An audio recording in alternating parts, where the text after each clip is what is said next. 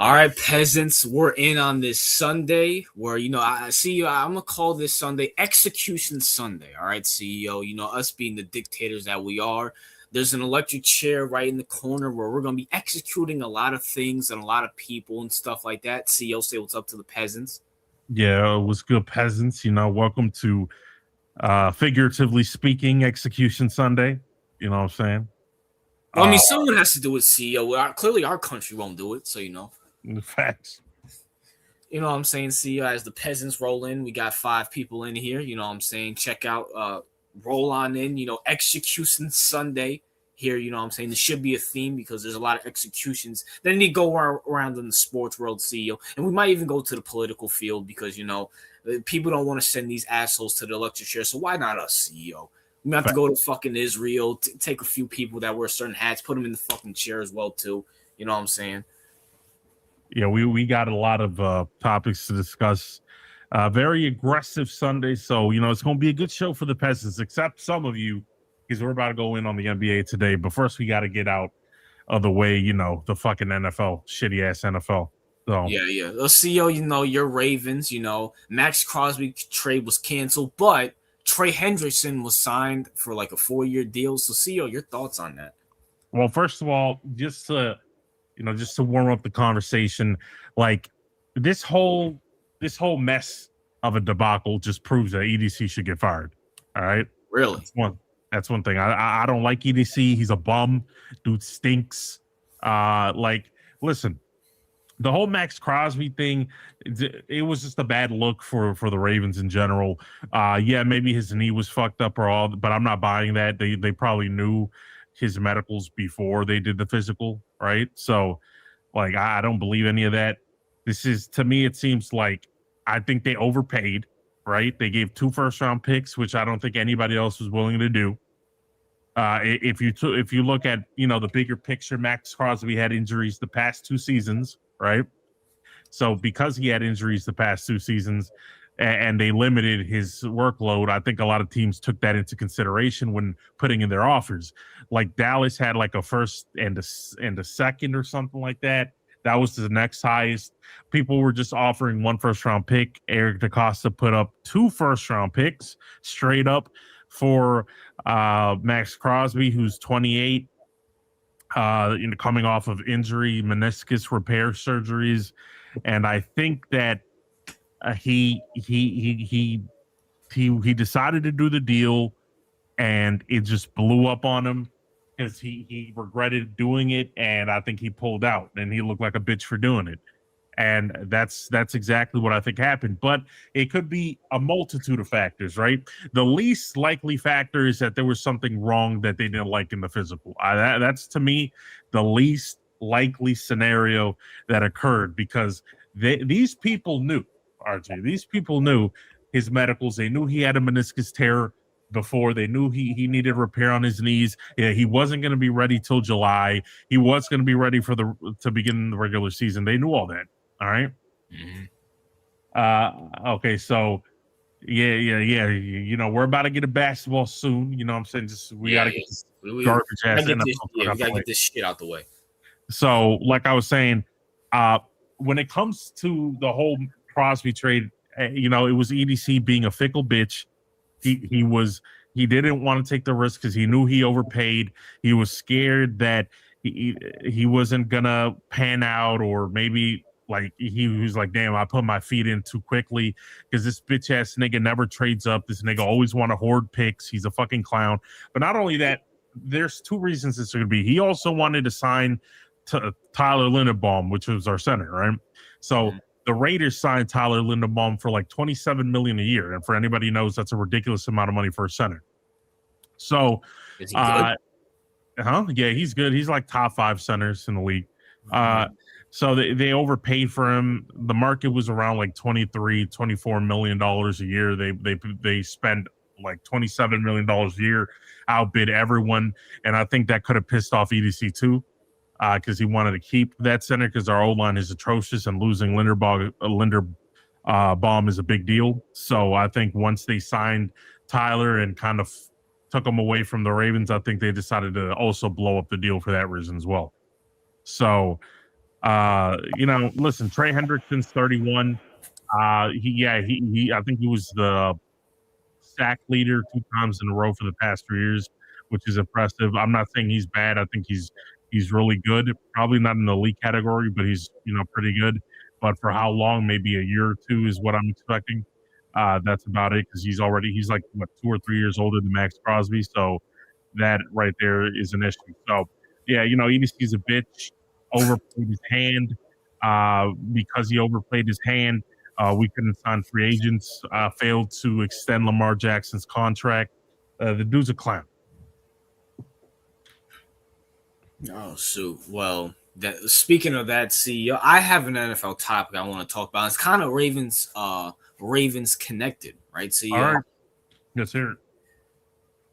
For all you fags who are in my comment section, and I'm talking, you know who I'm talking about. I'm talking about the disgusting white trash or retarded blacks in fucking Jersey talking about, hey, RJ, are you coming back to the Giants now that we have John Harbaugh? Hey, RJ, you're wrong. The Giants are going to do this. The Giants are going to do that. Hey, RJ, hey, RJ, hey, all this bullshit because they're going back in my old Giants videos where I left the fucking team. I see, keep this in mind. I haven't made a Giants video in about almost 2 years. My last Giants video was, I believe, the Malik when they drafted Malik Neighbors 2 fucking years ago, CEO, back in 2024.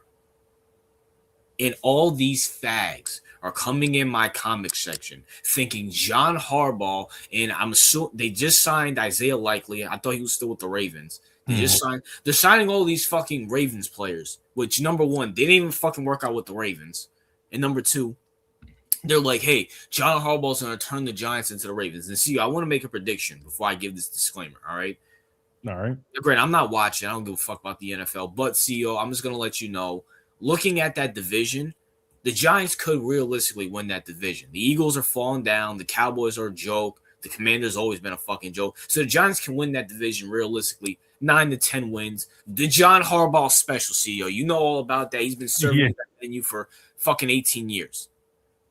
With that being said, CEO, I don't give a fuck where you're hiding. I don't give a fuck. They can win the fucking Super Bowl. I'm not watching it. I don't care. Like, this is, for some reason, they think I'm going to hop on the Giants bandwagon because John Harbaugh is there. Newsflash, John Harbaugh fucking sucks. John Harbaugh, just because you're going to exceed expectation for 1 year, because this is going to be a complete debacle. Jackson Dart is not Lamar. He doesn't have Lamar to save his fucking ass. He doesn't have the Ravens. He's in a dysfunctional franchise. It's going to be Brian Daboll 2.0, CEO. It's literally going to be that. And guess what, CEO? I don't give a fuck. I'm not watching the NFL. I'm not watching the fucking Giants. Stop commenting on my fucking videos. I almost made a video about this, but it's number one, I don't want to talk about the NFL. Number two, I'd rather do it on here. Stop talking about it. I don't give a fuck. I don't care. What, Giants fans, why are you so happy? John Harbaugh lost with a Hall of Fame quarterback. What the fuck makes you think you're going to win with Jackson Dart? Sorry, yes. And yes, Jackson Dart sucks. So please stop commenting under my fucking videos. Please. Is there anything you want to add to that, CEO? Yeah, I mean, Giants fans have been talking real spicy ever since they signed John Harbaugh. Like, for some reason, Giants fans have been trying to shit on Ravens fans ever since they signed John Harbaugh. I think it's because they want to like prove that it was Ravens' fault all along that Harbaugh was trash, right? Now, the funny thing about that is the fact that a lot of these Giants fans will also simultaneously talk about, oh, you guys choke and choke and choke. And I'm like, okay, yeah, but you just literally hired like the main culprit of the choking. Like you literally hire the person that does all the choking. So like this whole, I don't know, it's like this bravado, this like cockiness out of anywhere, like Harbaugh is something. Like it's just honestly, it makes no sense because they're all sticking their chest out, like thinking they're back or something. I'm like, bro, you signed, who did you sign? Likely, that nigga lost his 2 games doing dumb shit. Who else did you sign? Patrick Ricard, he's a fullback. I don't give a fuck. Fullbacks are irrelevant. Don't even know who he is. Who else did you sign? You signed a punter. Wait, irrelevant. talking about they're talking shit because they signed a punter and a fullback? Yeah, they signed. They signed Likely, who cost us 2 games: the Steelers game and the Chiefs game. They signed Patrick Ricard, who's like 34-year-old fullback. They signed They paid $12 million to a punter, our punter. And then they signed Darnell Mooney. Okay. Oh my They gosh. they signed Terrell Edmonds, who got cut from the Bears or some shit. Like they got all this and Harbaugh, and then they're all like they pumping their chest out. Oh, we so happy. Oh, we're back. Like I'm sorry, but y'all could win the division. I don't even see y'all doing that. I see y'all honestly like anywhere from 4-2, most likely 3-4 is where you're gonna land. Like this is Harbaugh is not the savior. Harbaugh is not going to rise up and fix a mediocre quarterback. You're off your OC. Who's their OC again? I have no idea. I forgot. Who's their defensive coordinator? Oh, my bad. Matt Nagy is your OC. Oh, the great Matt Nagy, who couldn't even properly use Mahomes, right? Like that Matt Nagy, the one that couldn't use Mahomes. That's who's gonna do great with Jackson Dart. You know, you make a good fucking point. Maybe Mahomes looked ass because he had fucking Nagy out there fucking calling plays. Like Matt Nagy's not good. But you know, Giants fans, we might not be covering the NFL as closely as before, but you know what? When you guys flame out, when John Harbaugh takes a mean shit, better believe we're about to do a special. We're about to cover that exclusively. You damn right. We can miss almost everything about the NFL season, but we will not miss that. I'm telling you that right now. So. Like, CEO, for some fucking reason, these assholes are they're like, oh, RJ, you're fucking wrong. We got John. Like, we've been shitting on John Harbaugh for like, what, about a year before we stop talking about this shit. It's like, get the fuck out of here, dog. Yeah, and listen, Marcus, keep talking shit about all the Giants. Lamar Jackson may never win shit. I don't care if we win shit or not. At the end of the day, all I know is you're not winning shit. You're not going to win shit with Harbaugh. You're going to flame out, and you're going to have another 10 years of poverty, not winning it. And you know what, Marcus? Your Giants deserve it. Your fan base is annoying, grotesque, and most importantly, they're retarded. All right? That's just the fact of the matter. The Giants fan base is annoying as fuck, and that everything about them is irritating. And this is the main reason that RJ left. Apart from the consistent losing, I think that if the fan base wasn't as retarded, he'd probably still be a fan. Bro, this I cannot. It's beyond me. Marcus, shout out to Marcus, but Marcus, bro, your team is fucking at Marcus. You live in Texas. I'd rather be a Cowboys fan or a Texans fan than a fucking Giants fan. I really mean that shit. For real, I really mean that shit. Like, holy fuck. Like, see, the amount of comments I'm getting out of nowhere because NFL free agency is going on and they're signing all these Ravens players. Like, I give a fuck. I'm like, I don't care. I don't care. Like, shut the fuck up. Like, shit. All right, let me Now we're about to get to the real topics after we got done with that NFL slop. Agreed. I'm just looking up something, but shoot. All right, let's see what's up in the chat. We got Taj. What's good, Taj? What's good? The Unfiltered Sports Podcast. CEO, do you see the scars on Brandon's face? He's qualified to be our bodyguard. All right, you feel me? I heard he did that to himself. Oh, okay, never mind. Hey, chat, what do you guys do? We're going to talk a little bit more. CEO's going to make a decision. CEO has states that he likes and he dislikes. Florida being one of the states he loves. You know what I'm saying? So he's going to make a choice on his March Madness picks, all right? You know what I'm saying? Right. We're going to get CEO to watch some college basketball. Marcus, keep talking shit about the Giants, Lamar. Bro, and I'm sorry, Jackson Dart's going to win a Super Bowl? Thanks. So is what it is. What's up, Daniel? How you doing, bro? Well, you don't know how retarded Cowboys fans are because you've never been out of your state. No, Cowboys fans are retarded, but you guys are more retarded. Know what I'm saying? Brandon, you gotta choose your team that you're going with March Madness. I already chose my team, CEO. You know what I'm saying? I gotta choose my team. We're gonna wait until that topic comes up. You know, I'm hoping a certain someone's in the chat. I don't think he will be, but like Brandon's supposed to be a bodyguard, and he fucked himself up with his own gloves. Hey, listen. Hey, listen. He kicked down the door, CEO. That's all you need to know. All right. But CEO, let's go to your. Well, there's two topics that you want to talk about with the NBA before we get to the Bam Adebayo stuff and stuff like that. I'm assuming this first one. The Bam Adebayo situation caused a big stir, RJ. I can't wait to talk about that. But CEO, let's talk about. Well, let's talk about the massive problem in the NBA that could lead to them being the NFL 2.0. Is that the first thing you put in the private chat? Yeah. All right, bet. So we're gonna, before we watch the clip, before we watch the clip, I'm gonna preface the argument, right?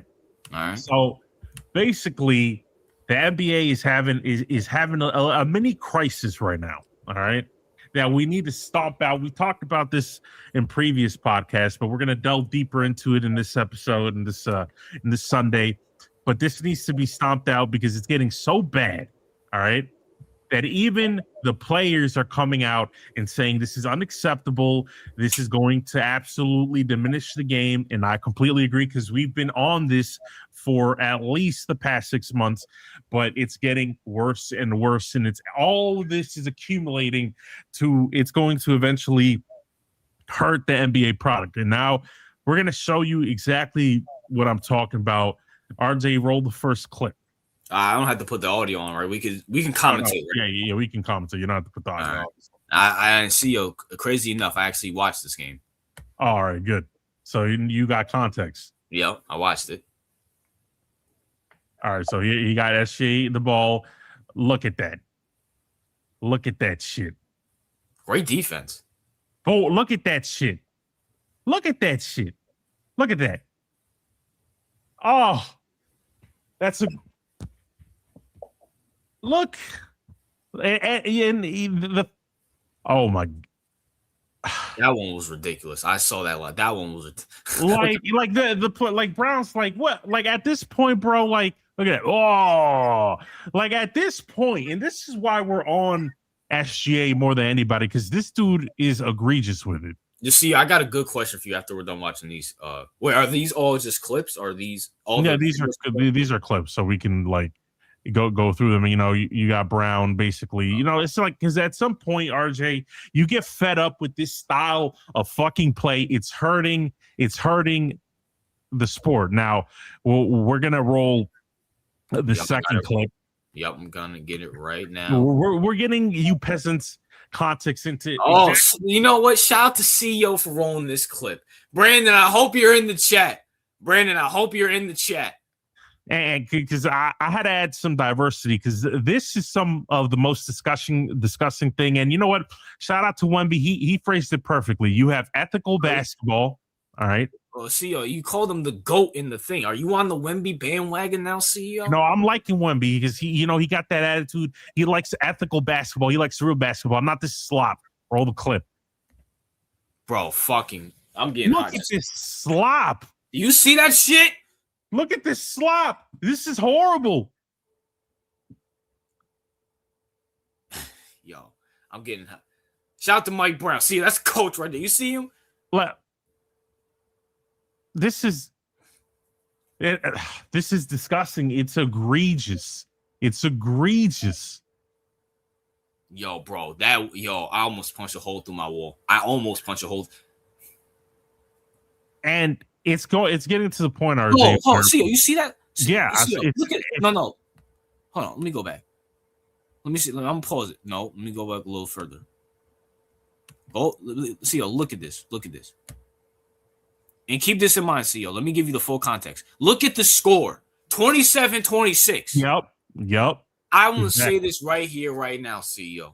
I'm going to say this. You owe me and Brandon an apology. We would beat OKC in the finals if it wasn't for this flopping ass shit. Look but at the score, CEO. It's second quarter, and we lost to them by 3 fucking.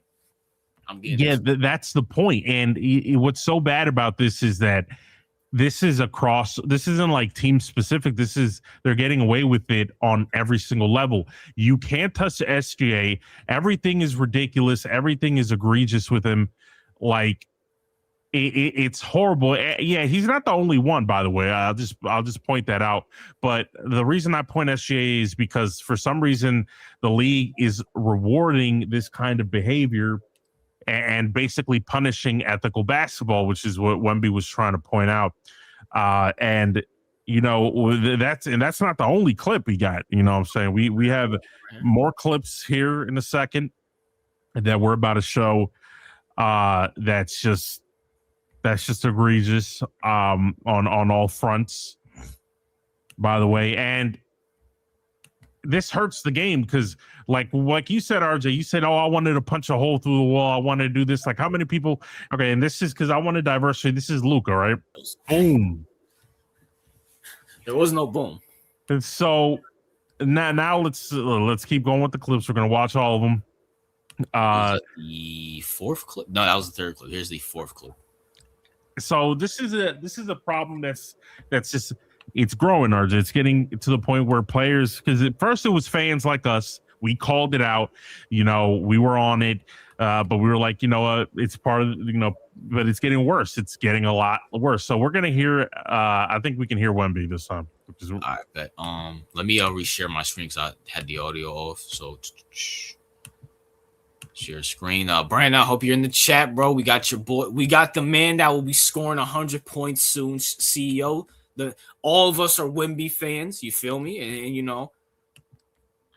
let me know if he did this in the nicest way possible. By the way. Yeah. Can you hear? It's just incredible because I've seen these guys for the last 12 games just get better, do some beautiful things, and I just wanted to be a part of it, And I'm glad that we can still do it when I'm here.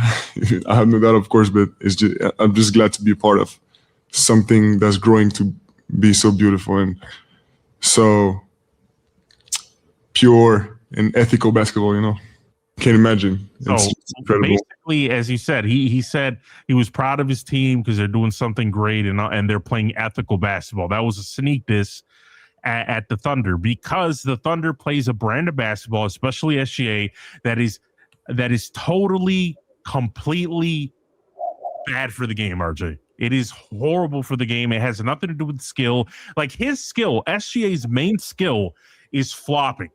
Like there is no like that's his main weapon of choice. Like he has mastered the art of flopping, and in doing so, he's getting all his points. He's 1 and 2. It's 1 and 2. You got Luka, and then you got SGA, Luka. They'll trade places. In this video, I'm not only before you play this video, right? I'm gonna preface this by saying, in this video, not only do they get away with offensive flops and so forth, but defensively they get a pass. So they can do, if teams do what they do defensively, right?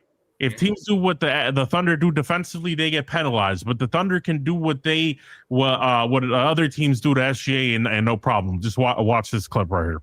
All right. Had the whole referee crisis that it's so horrible. Referees are so inconsistent. Yep. The league is horrible. This is what's going to happen. This is what I'm saying. It's going to revert to NFL 2.0 with less popularity because of this shit.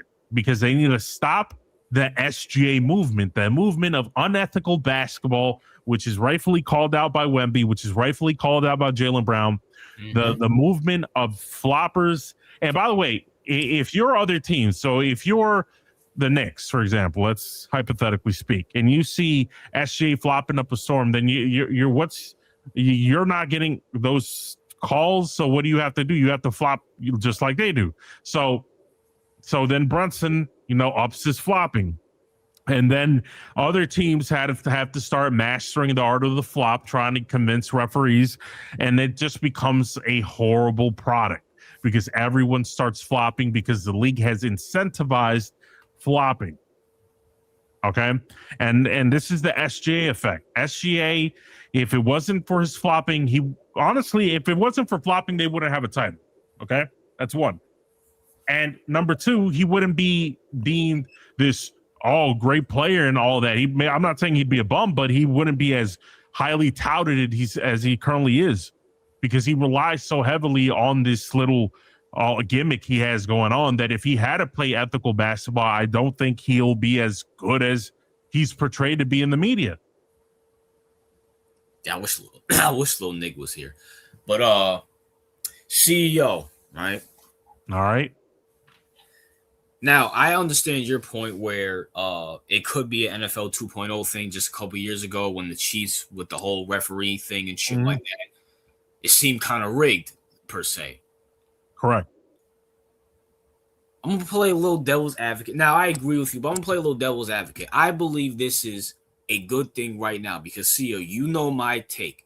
OKC is a second round exit. I'm going to stand on that to this day, and I honestly believe the NBA will step in and say, listen, stop with in the playoffs at least, because CEO only 13 games left in the regular season. CEO, they're going to tell them, hey, in the playoffs, if they don't win, don't give them shit. You call fouls correctly. Because, CEO, you said in your comment, the NBA doesn't have the popularity of the NFL, which is a fact. That's a whole fact. Right. That's why they have to be better. The NFL, let's be for real. Let's just keep it all the way for real, CEO. People bitch about the Chiefs, but when they actually got parity, they bitched about the Super Bowl. No one ever talks about Seattle and the Patriots, whatever.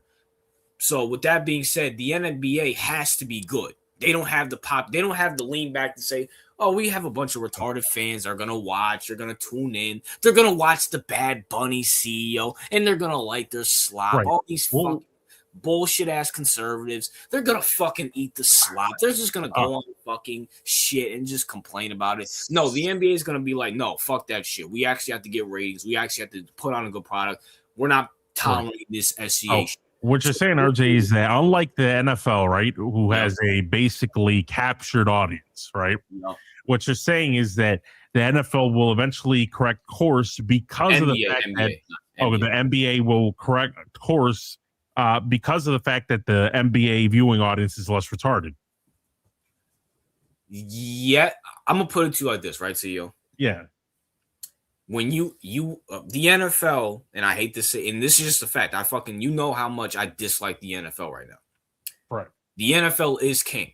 Their ratings, I think the Super Bowl this last was got one like 160 million people to watch. And this was the Patriots in Seattle, two dog shit teams. Yeah. So with that being said, CEO, at the end of the day, you have to be the best. And I'm gonna put it to you like this, right, CEO? Allen Iverson, CEO. He was like 5'9". You know why Allen Iverson was so great is because he was the best. You can't have that big of a disparity and not be the best. The NBA, Major League Baseball, they have to clean up their shit because they don't have the luxury of falling back like the NFL does, if you understand what I'm trying to say. Right. That's why I said the NFL has a captured audience. Basically, they're basically the NFL is Jim Jones, and they have their cult followers. Yep. So they can shit in your face. They can piss all over the floor.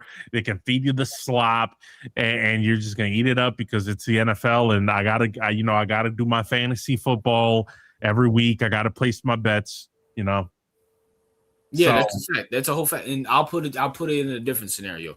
The NFL's like McDonald's, CEO. McDonald's is fucking horrible.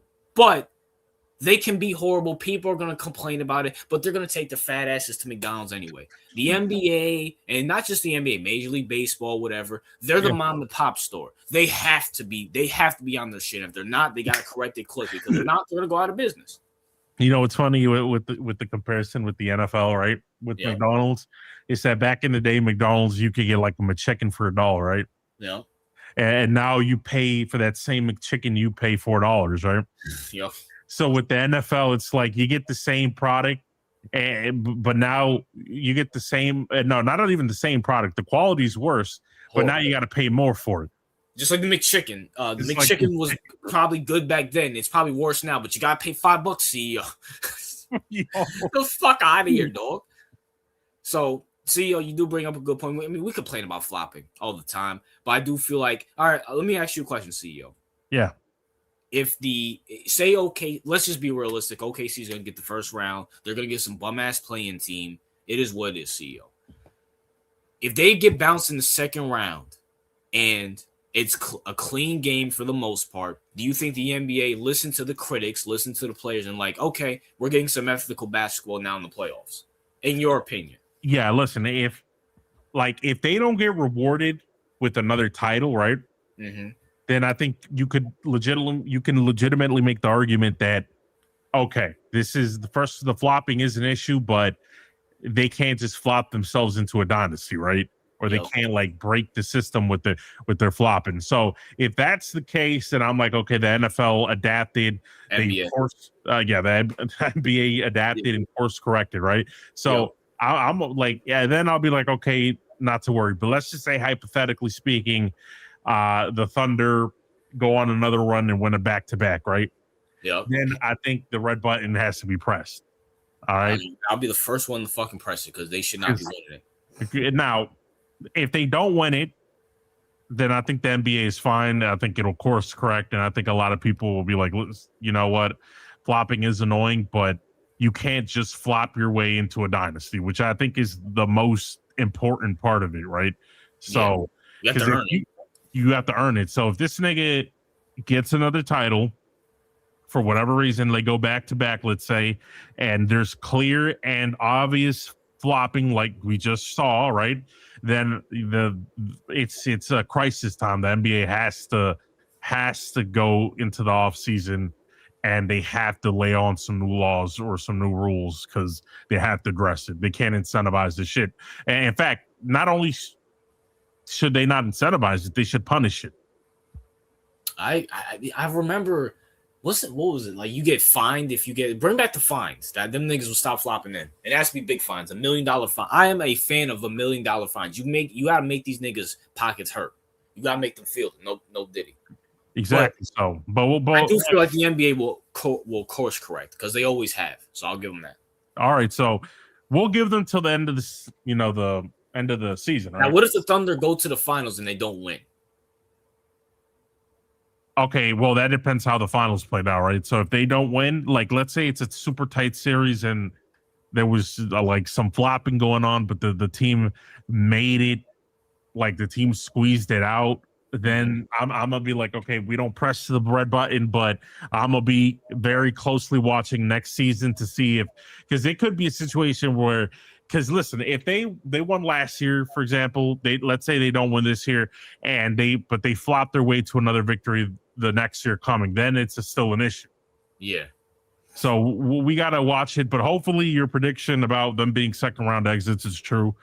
And we don't, and the NBA doesn't go through this crisis because I don't want the NBA to suck because, we're running out of sports leagues here. Yeah. So Silver, be a good little tiny hat and fix this up. All right. Don't be like that redhead tiny hat in the NFL. You know what I'm saying? And we already talked about that. We talked about Wemby, the GOAT, and other stars. So that was connected. Right. And CEO, speaking of that, something else big happened in the NBA. All right. Kobe Bryant's record has been broken by Bam Adebayo, CEO. 83 points. But this has been the topic of the whole sports world throughout the whole week, CEO. 83 points by CEO. Just imagine you have Wilt Chamberlain allegedly scoring 100, and then instead of Kobe or Jordan or LeBron, it's Bam Adebayo right after that name, CEO. And then it's Kobe Bryant. Now, CEO, before we get into the nuance of it, what's your thoughts on Bam breaking Kobe's record?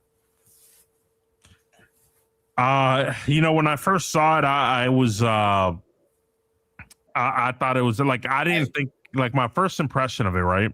A commercial just came up with that fucking 83 game. Because I didn't watch the game, right? Yeah.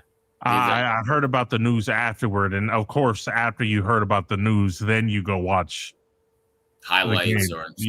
So you watch everything to see how that came to be, right? How someone of Bam Adebayo's, let's just say, pedigree, right, could get to an 83-point game, because that's a very highly unlikely scenario. So it intrigued me, so I had to watch the game, right? Because I was like, how the fuck did this happen? All right, so that was my impression. My impression wasn't like I was mad. I was shocked. I was like, what the fuck? I was like, how did this nigga? He's not known for shooting. He's not like this great shooter, right? Like he's not either. Like this isn't. If this was like, oh, Devin Booker broke 83 points, I'd be like, okay, I understand where that came from, right? Luka or something. Okay, I understand where that came. But Bam Adebayo, I mean. Bam, like the dude's basically a center. I mean, he's more of a power forward, but he's kind of like a big man. Like that's a very weird thing, right? Like that's just not a natural thing to happen. So I was like, okay, now I'm interested. I want to see how that came to be, right? So I think when it comes to this scenario, it's such a big controversy for two reasons, all right? The first one being it's Bam Adebayo. It's basically, and listen, this is no respect to Bam Adebayo as from the personal level, but he's like a nobody in the terms in like the sports world. And like, he's not a LeBron. He's not a like this big sports figure. Like I think most casual fans probably don't know who Bam Adebayo is. So he's not even like a Kate Cunningham, to be honest with you. Yeah, he's not even in that class, like the upcoming. So that's why it's so weird. It's kind of like if you know what? It's kind of like if Hal Horford got 83 points or something like that. But even Hal Horford had a bigger name than Bam Adebayo throughout his career. So like that, I thought it was weird. I was like, okay, let me watch this. I saw the competition and I was like, okay, the Wizards. That explains half of it. The Wizards are that. Before we get into the conversation, the Wizards should be demoted, fucking Premier League style. All right. Like absolutely demoted and swapped out with, I don't know, Duke basketball or something, right? Like, I don't know, but it's just like, this is atrocious. So the Wizards are an embarrassment of a franchise. Thank God they don't represent Baltimore anymore. Fuck them. They suck dick. Hope they like DC. Garbage ass franchise. And there are two people, RJ. The one like me that are shocked and wanted to watch the game. Like, I don't care who breaks the record, right? I don't have any personal attachment to the record. If anything, it's cool to like, records are meant to be broken. Yeah. So I was like, okay, cool. I want to see the game. And you have the second camp of people. And the second camp of people are people that like love Kobe, and like anybody that would have broke his record, they would have fucking they would have shitted on it no matter what. Yeah. Okay. So you have to understand things. Two things can be true. This record can be bullshit, and a lot of people, regardless of whether LeBron broke it, regardless of whether Luka broke it, they would have still bitched about it because it was Kobe Bryant's record. Okay. Yep. And even though they're like, technically speaking, RJ, yeah, Will has the record, but no one's seen it. Like, it's just alleged, right? Yeah. So like from a technical aspect, Kobe had the record, and Wilt's record is more of like a legend. Hey, you might have to go back and rewatch the stream in the beginning, because we were talking about you. So, oh yeah, we shitted hard on your team. But anyway, like I was saying, right? Yeah. So what you're basically, you like, Kobe's record is the one that we know happened. We saw it. It was recorded. Wilt's was alleged. Yeah. So that's technically the real record is Kobe's from like an evidence-based perspective. So Bam Adebayo is kind of like now the new record holder for the most points in NBA history. And a lot of people, find that disgusting, but I wouldn't care if the way he did it wasn't so like, you feel me? Now, the reason I say that is because of a multitude of factors. First of all, I'm not going to dock them against the Wizards, because you got to play who's in front of you, even if they're fucking dog shit. Yeah. But, this goes with what we were talking previously. There was a lot of, I saw the game. There was a good moment. There was a good chunk of flopping, bro.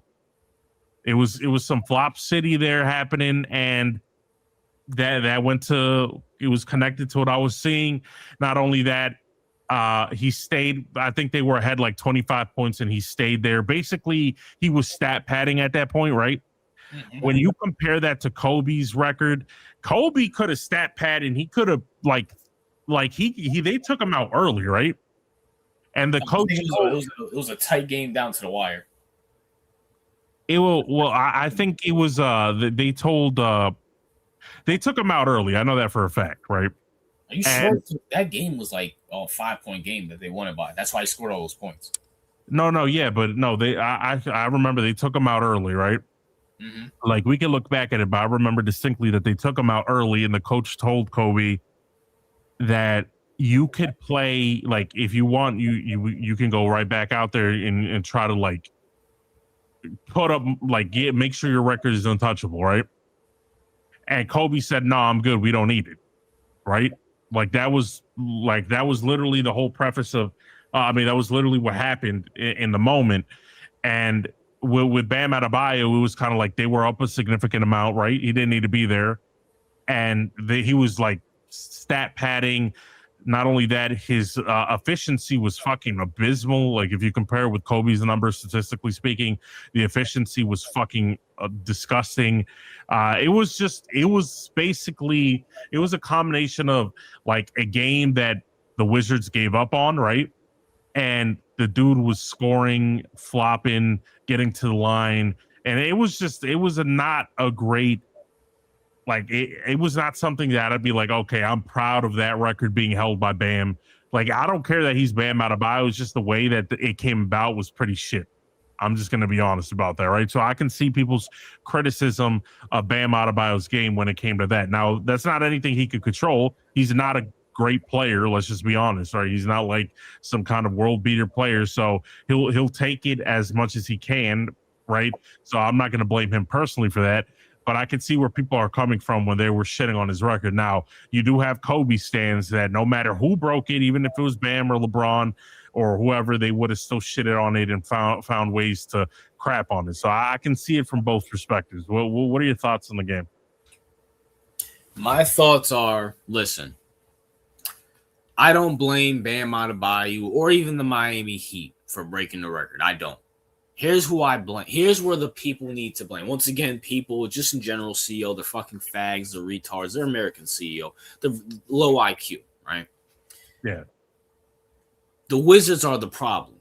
If people are sitting here saying it's a disrespect, Bam disrespected Kobe, the Miami Heat disrespected Kobe. No, the Wizards disrespect Kobe because they could have fouled. They could have fouled him, CEO. They could have played defense. They could have said, no, you're not breaking the record against us. The guy had 36 in the first quarter, CEO. Literally. Right. And you decided not. Wilt Chamberlain in his 100-point game, I think he had 31 points in the first quarter, CEO. The fact that you guys didn't want to play defense, and hell, listen, to a certain extent, I understand the Wizards. They're a fucking garbage-ass team. They're trying to tank. That's fine. And honestly, I'm not trying to make a big deal about it because people are just bitching about it. At the end of the day, the records are made to be broken. Shout out to Bam Adebayo for doing it. Bam Adebayo actually had to go out there and play the game. It is what it is. If the Wizards didn't want him to score 36 points, they would have stopped them. That's who the real culprit is. It's not the NBA's fault. It's the NBA's fault because the Wizards are fault. Now, you could say the ownership, Adam Silver should go over and slap him upside his head. But other than that, it's not the NBA's fault the Wizards want to play like dog shit. It's not Bam Adebayo and the Miami Heat's fault that why wouldn't they want their guy to why in the Miami Heat lore, you can sit there and say, I have the guy who scored the second most points in a game. Who wouldn't want that? Who wouldn't want that? And I honestly do believe this. If this was Luka who did it or Ant who did it, people would have bitched, but people would have got over it because, okay, Ant, future superstar, Wemby, future superstar. Jason Tatum, CEO, he's an established star, but it's Bam Adebayo. That's why people are bitching at it. Blame the Washington Wizards, not Bam and not the fucking Heat. Simple as that. Now, yeah, like you can't blame right now, Brandon. Right, facts. You can't blame another team, right? You can't blame Bam Adebayo for that's what you're supposed to do, break the record, right? Like that's what you're supposed to do. You're not like, how could that be disrespectful? Like, yeah, you're I agree with you. I think the Wizards are the number one at fault. Like, how could you let Bam Adebayo score that much on you? Him out of anybody that could have scored that, right? You let Bam Adebayo do that. And again, he's not a bad player. It's just that it's Bam Adebayo, bro. Yeah. They're showing the highlights right now because the Knicks and Warriors are playing, so they have the NBA tip off. So yeah. they're showing the quote unquote highlights right now. So yeah, that's the Wizards' fault. They're not playing defense. And hell, maybe the players were told not to play defense because they're fucking tanking. So blame the Wizards. They're the fucking culprits here. Not Bam. Not like why wouldn't Bam? I mean, if you're Bam Adebayo, other than this, you're kind of a nobody. Now you have something to show your kids and stuff like that. You know what? So shout out to Bam. You know what I'm saying? Yeah. You know what's crazy? You know what's crazy, right, CEO? Yeah. So Wilt Chamberlain broke the record in 1962, CEO. Yeah. Bam broke it in 2026, and they're only 8 days apart from each other. Wilt broke it in March 2nd. Bam broke it March 10th. That's weird coincidence. Yeah, I mean, like I'm not, like I said, I'm not mad at Bam now. Do I think his record is like as well regarded as Kobe's? No, I don't. But you know, you can't blame him. And by the way, I don't think anybody like 10, 20 years from now is gonna really care. His name. I don't think 2 to 10 weeks from now, people are gonna give a fuck. Yeah, no. So like, it's not that big of a deal. Like, I mean, just the Wizards, bro. Like, you should be demoted. You know what I'm saying? Bring the Premier League to the NBA. You know what I'm saying? But CEO, speaking of that, incoming source from Brandon Shams, CEO. All right. Joel Embiid has officially missed as many regular seasons games for the Sixers as he played career-wise. CEO, he's played 485 games and he's missed 485 games, CEO. Your thoughts on that? If that's true. That's true. That's true. You know, because Brandon Shams isn't the real Shams. So, but if it's from an official source, it's actually from Shams, actually. That's crazy, bro. Like that's so embarrassing. Like if you're a Philly fan, like why? Like at this point, you should just cut him. I agree 100%. Why are you keeping him? Like no one like Joel Embiid is not known as a superstar anymore. Well, I mean, I know your definition, he was never a superstar, but like in most people's definition, he was. Like he should not. Like the dude's not even a star anymore, bro. He's not even a player anymore at this point. When's the last time he fucking played? You know, like yeah, like and they're still paying this nigga salary. That's crazy. Oh, what's good, Master J? CEO. Joel Embiid's gonna go with the Cavs with Mitchell. I hope not. I really fucking hope not. Donovan fucking get traded. Get traded anywhere else if Joel Embiid goes there. But CEO, that brings me back to my other point about SGA. Is SGA a worse flopper than Joel Embiid, Luka, and James Harden back in the day? Like James Harden was a massive flopper, right? Okay. But SGA is like a new breed, bro. You feel me? Like the problem with Harden was mainly that the fact that they never called traveling, right? Okay. But the NBA has basically broken their whole traveling rules, and I guess not only that, I mean, sometimes it looked like he was traveling, but if you look in the rule book, he technically wasn't. Yeah. So a lot of people did call false, like, oh, he's traveling, but he actually wasn't. So, listen, if I had to say who's the worst flopper, it has to be SGA, in my opinion. I think, and so you're taking SGA over Harden. Are you taking SGA over Luka? That's tough because Luka is a massive flopper, and not only that, he tries to oversell it. Right, like I haven't seen him flop this much this year. I know that clip you showed, that was a bad one, but he hasn't really tried to flop this year, but he does do it. So I think I will go SGA on that one. He's SGA's number one in all of sports, but if we had to pick a 2 or 3, like Luka's right there, but yeah, SGA is definitely Like he's just mastered it. Like he flopped his way into an MVP and he flopped his way into a title. Like how many people can say that? So you're taking him over Embiid too? Yeah. Well, Brandon, Brandon Chance brings up a good point. He says no Embiid is worse. He's too tall to be doing all that. I mean, first of all, there are a couple of things. Brandon hates Embiid with the passion, so his opinion is not exactly not biased, right? Okay. But he does bring up a good point. No, yeah, but like, okay, yeah. If he was, you know what? If he was Brunson size, I could get it, right? I'll be like, all right, because Brunson's not that big, right? Yeah.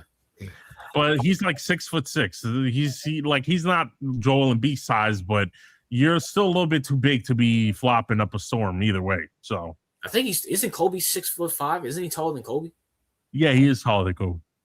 So I think by a little bit, not by much. Or Kobe might be, because Kobe was shorter than MJ, and MJ was 6'6". Right. That's fair. I'm biased as fuck, but Embiid is the center doing that. SGA's worser, but we understand the context. Embiid, you're 7'1". You should not be flopping like a fucking bitch. Just go up. Flop your way to a title. Flop your way to an MVP. Like, what the fuck? Lil Nick. Yeah, well, Lil Nick, we broke everything down. We had the videos. Go back. Stop being lazy. All right. And on top of that, we provided the evidence for you. Everyone knows. Everyone here who's not a Thunder fan knows that you guys are flop artists to the max, and that it's not biased. I have no reason to hate OKC in general. You guys only have one ring. If anything, I have pity on you for being poverty for the most of your franchise career. And not only that, like people, your city's so trash. People want to put you back in fucking Seattle. So it's not. As they should. So it's not like, oh, I'm hating to hate. No, it's literally, this is an issue. Your team just happens to be the biggest defender, and everyone recognizes that shit. Go back and watch the fucking stream, you fag. Or go and after we go off live, then go back and fucking watch it, then comment, you fucking fag. And by the way, Lil Nick, your team's getting bounced in the second round too. Wemby's gonna put hands on your bitch ass. I hope you're right here, right in center. Lil Nick, I might let you in on the pod so we can take a shit all over your 18-year-old ass. Bitch, fuck you, fuck OKC. And you know what's crazy, CEO? Keep this in mind. CEO's my witness, and I have the proof on there. I was a huge SGA fan. This guy, SGA is the thing that sucks about him. He's actually has skill. It's like the same thing with Mahomes the last couple of years, where it's like we've seen Mahomes' best. Now he's relying on the refs. It's the same thing with SGA. He's a good player. The mid-range assassin, CEO, it was good. Now he's just relying on the fucking refs. It's sad. That makes it more. If you're a trash player and you're relying on getting fouls, it's whack. But it's like, okay, I can understand that you can't play. This nigga can actually play, and he's fucking being a bitch. Like, what the fuck? Oh, first of all, Marcus, I'm assuming you What's up, Jordan? You said Oklahoma City is shit, which I agree, but like the way you phrased it, I'm assuming you meant Oklahoma City isn't shit. So Oklahoma City, isn't shit. CEO, you never been to Oklahoma City. You always have these. But well, first of all, the only thing good about Oklahoma is the Sooners. All right, that's number one. Number two, Marcus, you live in Texas, dog, and you're a Giants fan and all of that. Your team is not that good. I feel like Marcus is the type of nigga to like defend bowling, like these random cities like Nashville, Bowling Green, fucking El Paso, Texas. Nebraska is like, because I don't know, he feels like country pride with all the hicks and shit. So that's probably what's going on there. And by the way, if anything, it's more anti-Latino to be in those hick places anyway. At least you said, how am I Latino in Virginia? I mean, I'm not, first of all, I'm technically I'm not from Virginia. That's one. And technically, I mean, I am very, very, I'm like literally 5 minutes away from Virginia, but I'm not technically in Virginia either. So Marcus is from Gary, Indiana, low-key. I would defend Nashville. See, you just proved the fact that my assumptions are actually, correct, because I just assumed you would defend that shit. Well, hold on. Let me take out my dog. You handle this thing. All right, yeah. But at the end of the day, bro, listen, I mean, other than the Sooners, ain't nobody give a fuck about that shit. Let me see what you guys are talking about. What's up, Jordan? I wish I could go back to the 2018-2019 season when we were younger and was good instead of older. I remember those years. I agree with that. I know a lot of fellow Latinos who moved to Virginia and the Carolinas. Really? Not El Paso, though. You have a picture of Golden Tate as your fuck. Oh my gosh. Holy shit. Oh, Brandon, what did the NBA expert say? SJ is from Canada too, so it makes it worse. Shake my head. At least Embiid is from Cameroon/France. Bro, he's not from France, dog. I don't give a fuck. He is not from France, bro. Fuck all that shit. Besides mid-range, Shy's other weapons is driving to the rim, and it takes skill to get fouled and manned over your body to bait. Bro, that's not skill. Nigga, getting a foul is not skill. Little Nig, you know nothing about basketball. So getting a flag in the NFL, that's or in the or college football, that's skill. You fucking fag. That's skill, you retard. Like, bro, get rid of this gay ass profile pic. Shut the fuck up. And when the Spurs come to town, know your role and shut the fuck up. Spurs are putting belt to ass on you. And if the Lakers are smart, Lil Nig, because I don't know, because Brandon can back me up, and then Nor Cornell, who gives a fuck? Listen, I'm going to say this right now. If the Lakers sit LeBron down and the Lakers and OKC meet, Luka's putting belt to fucking ass on y'all like he did a couple years ago. Luka owns OKC. That Slovenian fuck who just divorced his wife and left all of his money with his mom like a smart man is going to put belt to ass on it. And I can't wait to see. Lil Nig, I know you're not going to come in the comments when OKC loses. You're going to fucking run and hide. You're going to fucking not comment. You ain't going to say shit. And you're going to hope in the summer we forget about it. No, nigga. We going to be on your ass. As soon as you comment, I might make a fucking video dedicated to you, Lil Nig, because you're a fucking bitch. All right? Luka, Wemby, whoever, and they all putting belt to ass on y'all. For real, they were gonna put belt to ass on y'all. You think Luka leaving his wife like that was a good move? Absolutely. Fuck these hoes, Marcus. Fuck these hoes. You feel me? Fuck these hoes. This bitch want to scam Luke. These want to scam Luke out his money. No, fuck that. Luka left his money with his mom, a woman he can trust, and he got the fuck about that marriage. Fuck these hoes. Fuck them. Nigga, Chet and iHeart putting belt to ass on it. Give me the Lakers. Nigga, Luka gonna put belt. Didn't Luka put belt to ass on fucking Chet last time you saw him? At least this time he has Austin Reeves. Man, get the fuck out of here, bro. So, you know what? OKC second round exits. Can't wait to see it. Fuck OKC. Feel me? And Luka and Reeves guarding Shea and Dub and McCain. Bro, the Lakers are free eats, nigga. What the fuck? Nigga, first of all, J-Dub's been out for like the whole fucking year. J-Dub is ass. SJ ain't gonna get all his foul calls. And fucking McCain's a fucking bench player. Get the fuck out of here, bro. Niggas is clowns, dog. See, I'm assuming you're back? Yeah, I'm back. Listen, I said this right. I don't know if you heard me or not. I said if the Lakers are smart, they sit down Bron because I don't know if you know this. The Lakers have been on a winning streak since LeBron's, been out. Him and all it's clear. It seems this day the Lakers like, all right, the future is Luka and Austin Reeves. So if they sit down Bron for the whole year, I'm picking the Lakers over OKC because Luka puts belt to ass every time he sees OKC. All right, fuck OKC. Y'all ain't shit. All right. Yeah, I hope your prediction's right because I don't want to deal with these. I don't want to have to press that red button, RJ. You know what I'm saying? I ain't pressing. You don't have to press no red button. The only red button you have to press on is fucking playoff Shea. I'm gonna make a video because playoff Shea's not gonna say shit. He's too pussy. He's a bitch. You know what I'm saying? He's not gonna come in the comment section. And playoff Shea, I've been meaning to ask you this.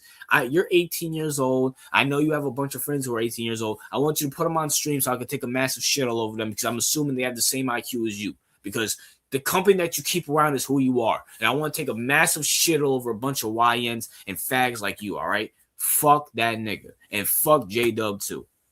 Luka's a shitty defender. Even McCain. Okay, great. So, okay, you know what's crazy, right, CEO? He's saying all this shit about Luka, but Luka put belt to ass on him a couple years ago. Put belt to ass on him a couple years ago. That shitty defender took a shit on you, nigga. Fuck is you talking about? Yeah, I agree. And by the way, CEO, you watching DR versus USA in the World Baseball Classic? Yeah, it's going on right now. I'm not me personally. See, I'm not interested in the world baseball shit. It's not my cup of tea. Not saying it's bad, but I don't know. Is that like their version of the World Cup? it's like Olympics/World Cup, I guess. Yeah. I mean, listen, I like baseball. Um, hopefully we can get into it in a meaningful way in the Trust summertime. me. We're gonna take a shit on the Yankees soon. Cause You know, I know that Venezuela beat Japan, which was shocking. I know that happened. yeah, that But, was shocking. Yeah. listen. I mean, I don't know who, because I'm not exactly in a very patriotic mood. Let's just say that. But but in the DR, that's Dominican Republic, right? Yeah. Yeah. USA is probably gonna lose. I mean, apart from like who are the like the powerhouses in baseball in terms of like nationality? It's like Dominicans are like number one, Dominicans, and then I mean Japanese are starting to come onto the scene. Japanese. I mean, you got the American. We put Puerto Rico in there. I mean, who the fuck do the Puerto Ricans have? I don't. I mean, I don't know. They beat Panama. I know that fact. So Hey, you didn't have to repeat that name. What the fuck?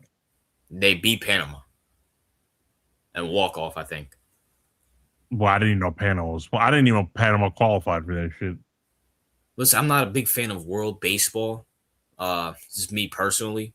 Like, never been a fan of it. So is what it, he said. Nah, screw the U.S. Yeah. Anybody? Are they playing right now? Y'all can let us know. You feel me? Y'all can let us know. CEO. The NBA cancels the Magic City night. I don't know if you heard about that, but they canceled the whole stripper thing. CEO that we talked about. Knicks play Golden State tonight. RJ. Yeah, I'm watching right now. But CEO, your thoughts on the NBA canceling the stripper Magic City Club? CEO. But you know what, RJ? Maybe you're right. Maybe the NBA actually opens their ears, right? Yeah. Because they clearly heard the Unfiltered Sports podcast the other fucking night, right? They clearly heard what we were saying, and they decided to course correct. And to the NBA's credit, they when they hear the fans are very upset, they course correct very quickly.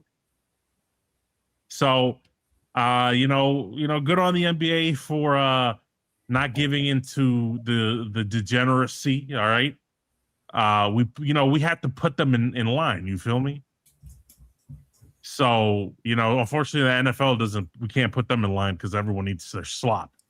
But listen, hopefully you're right about the NBA course correcting on the flopping, because I'll give you that. The NBA does course correct quickly. They saw the backlash and they were like, okay, we can't do this. Get rid of it. If this was the NBA, if this was the NFL, RJ, right? Yeah. It would have been a big fuck you.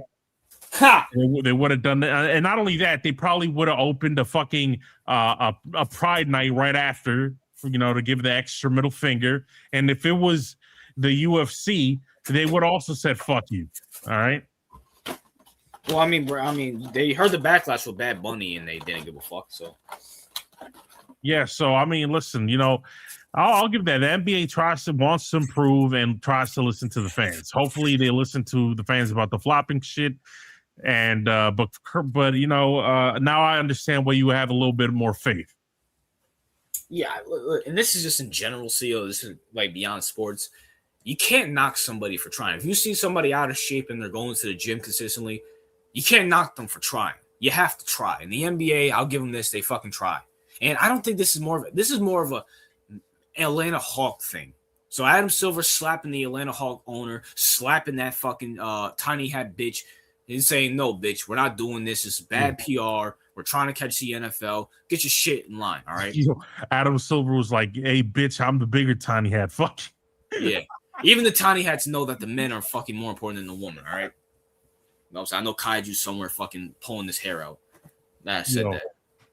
But CEO, it's about that time, CEO, all right? All right. Speaking of, since we're on the NBA, let's wrap up the NBA with looking at the rankings before we get to topics. You know what I'm saying, CEO?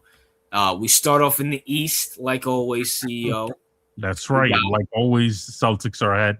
You know what I'm saying? We got the Pistons, Celtics, and Knicks all clinching the playoffs. You know what I'm saying? All right. Unfortunately, the bum ass Celtics are above the Knicks, but you know what? It's all good. At the end of the day, Celtics and Knicks, we all know what's gonna happen in that series. You know, Jason Tatum is gonna have flashbacks. Jaylen Brown's gonna have flashbacks. It's all fucking good.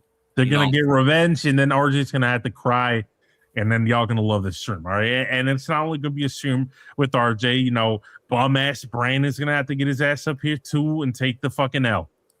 No, say CEO. I hope you want what you want, CEO. You know what I'm saying? But we can still reclaim the second seed. There's still 13 games. I mean, I don't give a fuck. We're a top 3 seed. I don't care. Well, and in 4th place we have the Cavs, CEO. 5th place the Magic.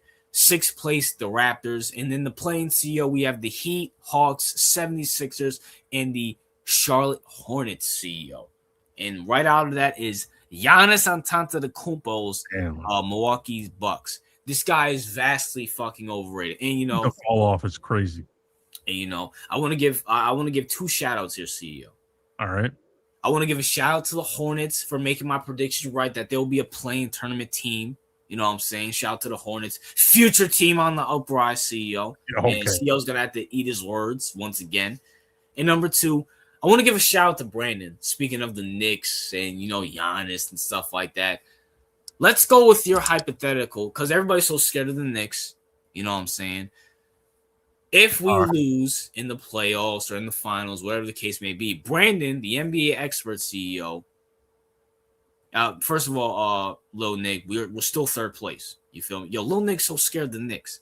But speaking of that, CEO, I have no problem trading for Giannis in the offseason if we lose in the playoffs or in the finals this year, CEO. You know why? That instills hope. Because say if we lose, this was our year, and we trade for Giannis, that at least instills hope, and maybe we can do something next year. Right. Listen, RJ, I'm just glad you're starting to internalize the possibility of you losing. I'm glad you're starting. You brought up a good point. Brandon brought up a good point. If we get Giannis, if we trade Cat for Giannis, straight up, I got no problem with that. None. Listen, it's over. This is your last year.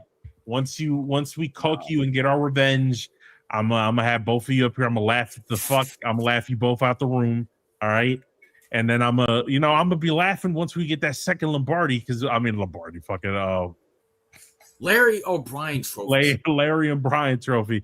I'm gonna be laughing because you know why, RJ? Because we're gonna have our second title in the span of 4 years, and you'll just have to watch again. You know, because we're gonna go to the finals and we're gonna beat the shit out the OKC Thunder if they make it. CEO, you know, it's not that's a good fantasy 2K thing you have, but it's not happening. Knicks might lose first round depending on their matchup. Keyword. Najee, the fact that you say that, come on, bro. We're losing to the Raptors. CEO, you believe in Canada, CEO? No, they're not. Come on, even I wouldn't have them losing to the Raptors. Like, come on, bro. That's the average Celtics fan right there. No. If y'all theoretically did, then at that point you might as well pull Giants. I'm pulling up to fucking MSG, but Raptors, no. I really wanted to play the Sixers, but you know, they fucking can't stay consistent.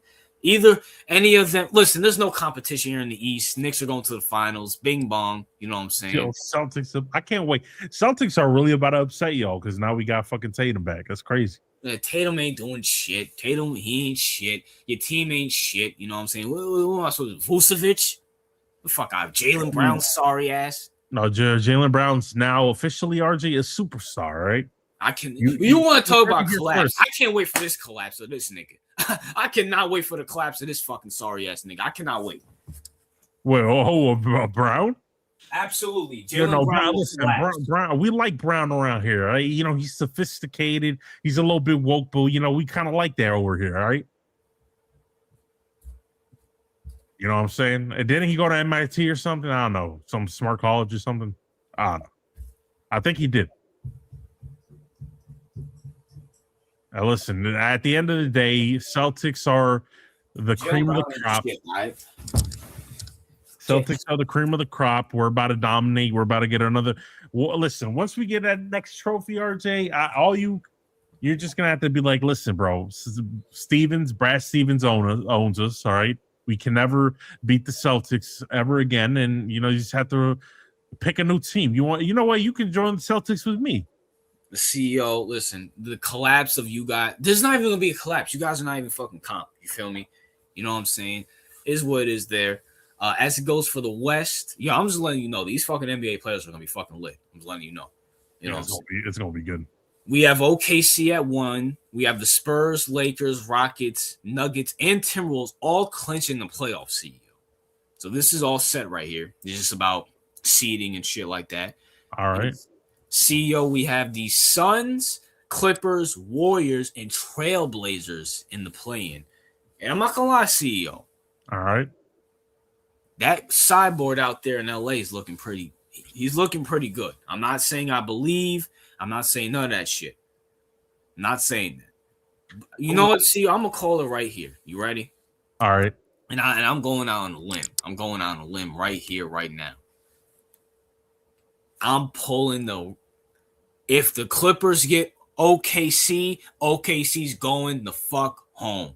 Kawhi Leonard, if you're listening, no, fuck that. Kawhi, if you're listening, if you do the upset, because there's no Harden, there's no more choking on that fucking team.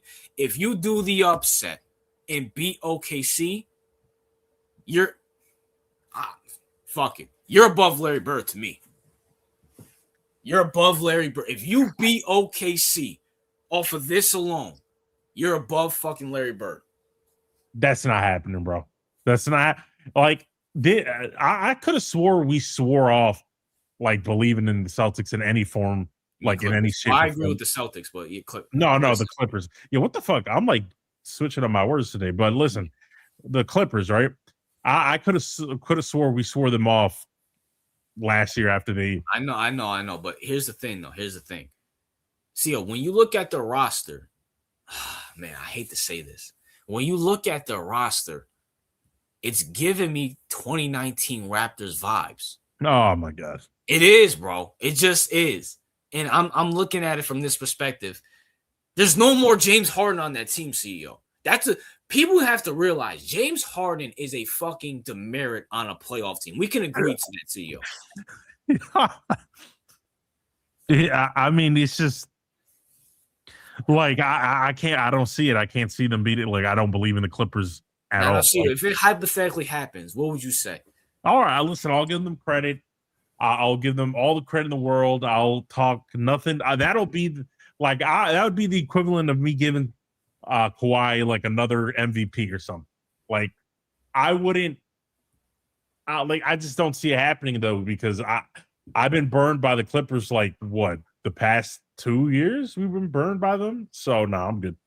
Well, last year I didn't fucking believe in them. The year before that, what was that? The year with fucking Russ and PG. Listen, there's no PG. Listen, subtraction. No. Listen, addition by subtracting. You got rid of PG. You got rid of Russ. You got rid of Harden. Like you got rid of some of the biggest chokers in NBA history. No, I understand that, but it's like didn't Kawhi say like a couple of weeks ago that they're not in it, like or something like that? Didn't he even say that out of his own mouth? He said something. I don't think he's. Like he said, we're not in anymore, and we didn't cover that story. I think we should have. I remember he said something. I remember seeing it, but listen. No, I think we did cover it. Yeah, we did cover it.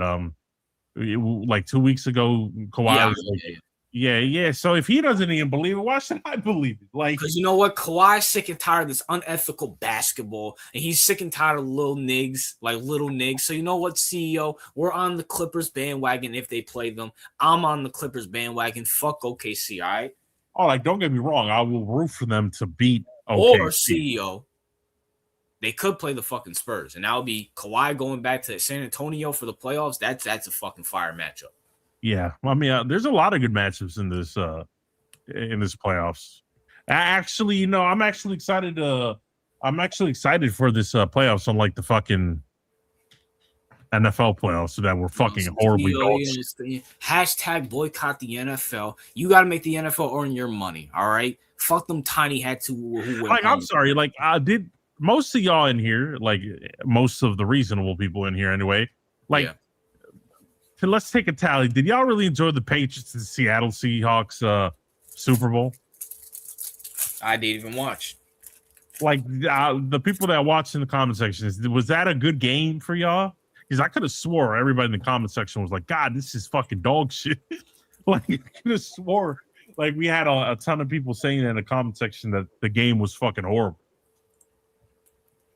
Okay, so Najee said hell yeah, but he's joking. So he says it's fucking trash. I mean, it was a bad Super Well, he Bowl. said he didn't enjoy it because his team lost. Remember that. Oh, no, but the playoffs are pretty good. So no nigga like the playoffs, but not the Super Bowl. So basically he said the Super Bowl was ass. Jordan said no. All right, so we got 3 no's for the Super Bowl was pretty trash. Yeah, so that's the point, RJ. Like, I feel like this finals is about to be lit. Absolutely. You feel me? What the fuck are you guys talking about? Start talking about you guys love bitching or something. Master J loved the Super Bowl, if you remember. Didn't was he nigga, you don't even have a team. Shut the fuck up. This nigga was a Cowboys fan, then he's a Niner fan, then he's like white or Puerto Rican, then he's black. Like, nigga, you don't even know what you are, my nigga. I do remember him saying, fuck you guys. I'm not sitting here listening to you guys while watching the Super Bowl. Fuck you.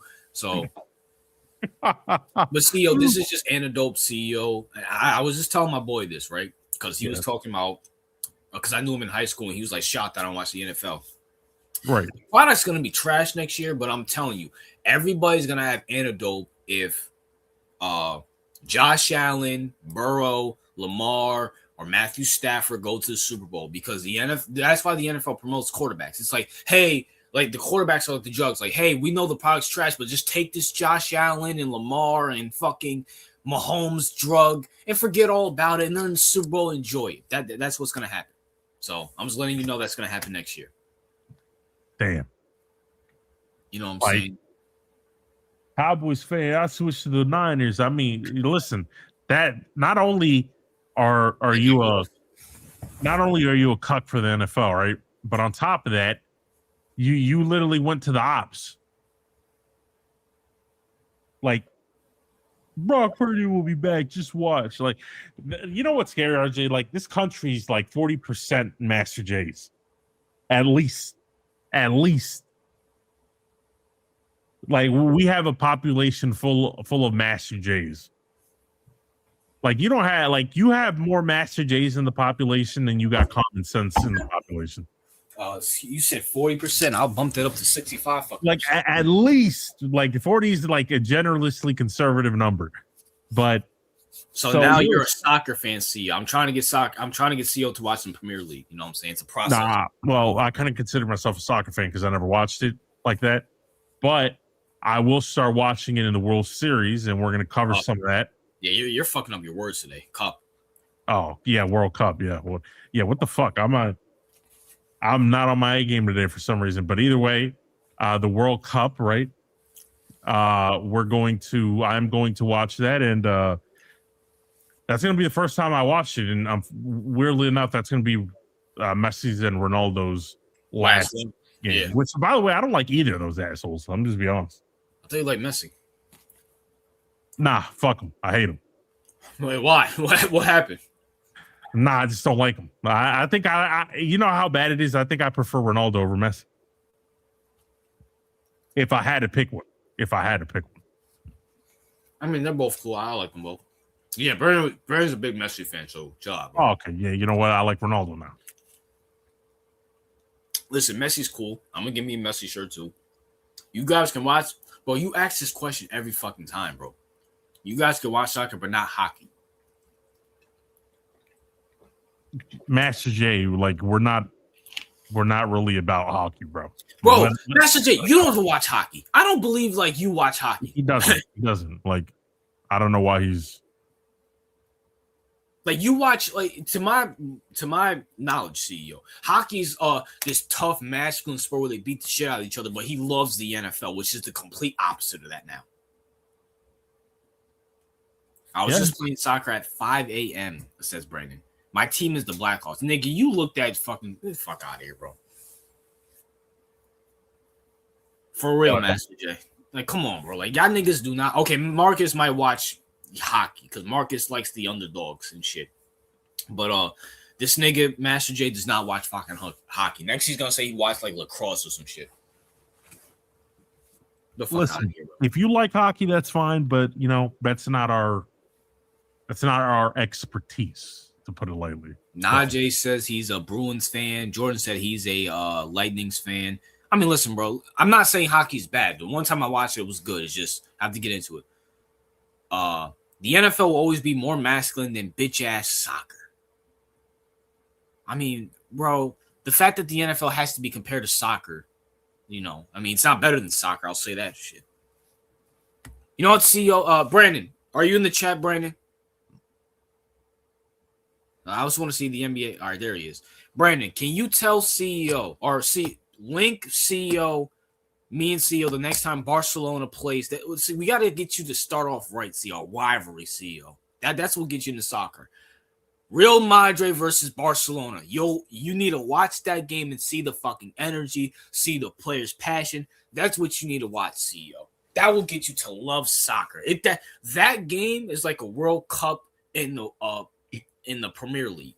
Like those guys take it. Just imagine like it's like the Steelers and Ravens. It's like that, but it's like 10 times because it's soccer. So yeah, I mean, they're cursing out to each other.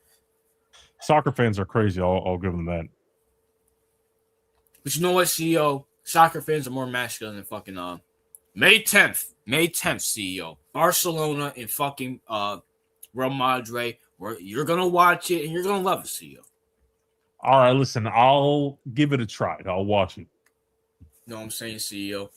You're gonna love the fact that the fucking athleticism, the technique, the fans, the players fighting each other, the managers cursing each other out. You know what I'm saying? And you're gonna be like, wow. You know what I'm saying? I've been missing out all this. And, you're going to feel bad being a Latino, not fucking watching soccer, all right? Oh, yeah. Remember what Marcus said? Remember, like, Marcus is saying that that shit Dana White said about soccer was redneck intelligence. So, remember we covered that? Yep. Now it all makes sense, RJ. Yeah, that's why I think, now, granted, I think I was a soccer fan before that, but, Dana White's the average American, and trust me, we're going to get to the UFC. But speaking of CEO, he has to make a choice here, CEO. All right. All right. College basketball has just premiered. Who's in the playoff, CEO? And we have it right here, right now. You feel me? So we're going to go by each division, CEO. So pay. All right. All right. So here, let's go all the way up. Selection Day Sundays arrive. The NCAA tournament's locked. Bubble teams and long shots you need to know, CEO. All right.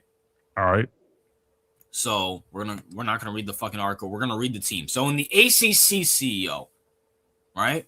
Mm-hmm. We have the locks who are Duke, obviously, Virginia, Louisville, North Carolina, Miami, and Clemson, and an almost guaranteed CEO is NC State, CEO. All right. Those are the locks and almost theirs. Okay. Next week, we'll cover the actual official. The Atlantic 10 division only has St. Louis. That's really it. Damn. Because they're not there. The Big 12 has Arizona, Houston, Iowa State, Texas Tech, Kansas, BYU, TCU, UCF, CEO. All right.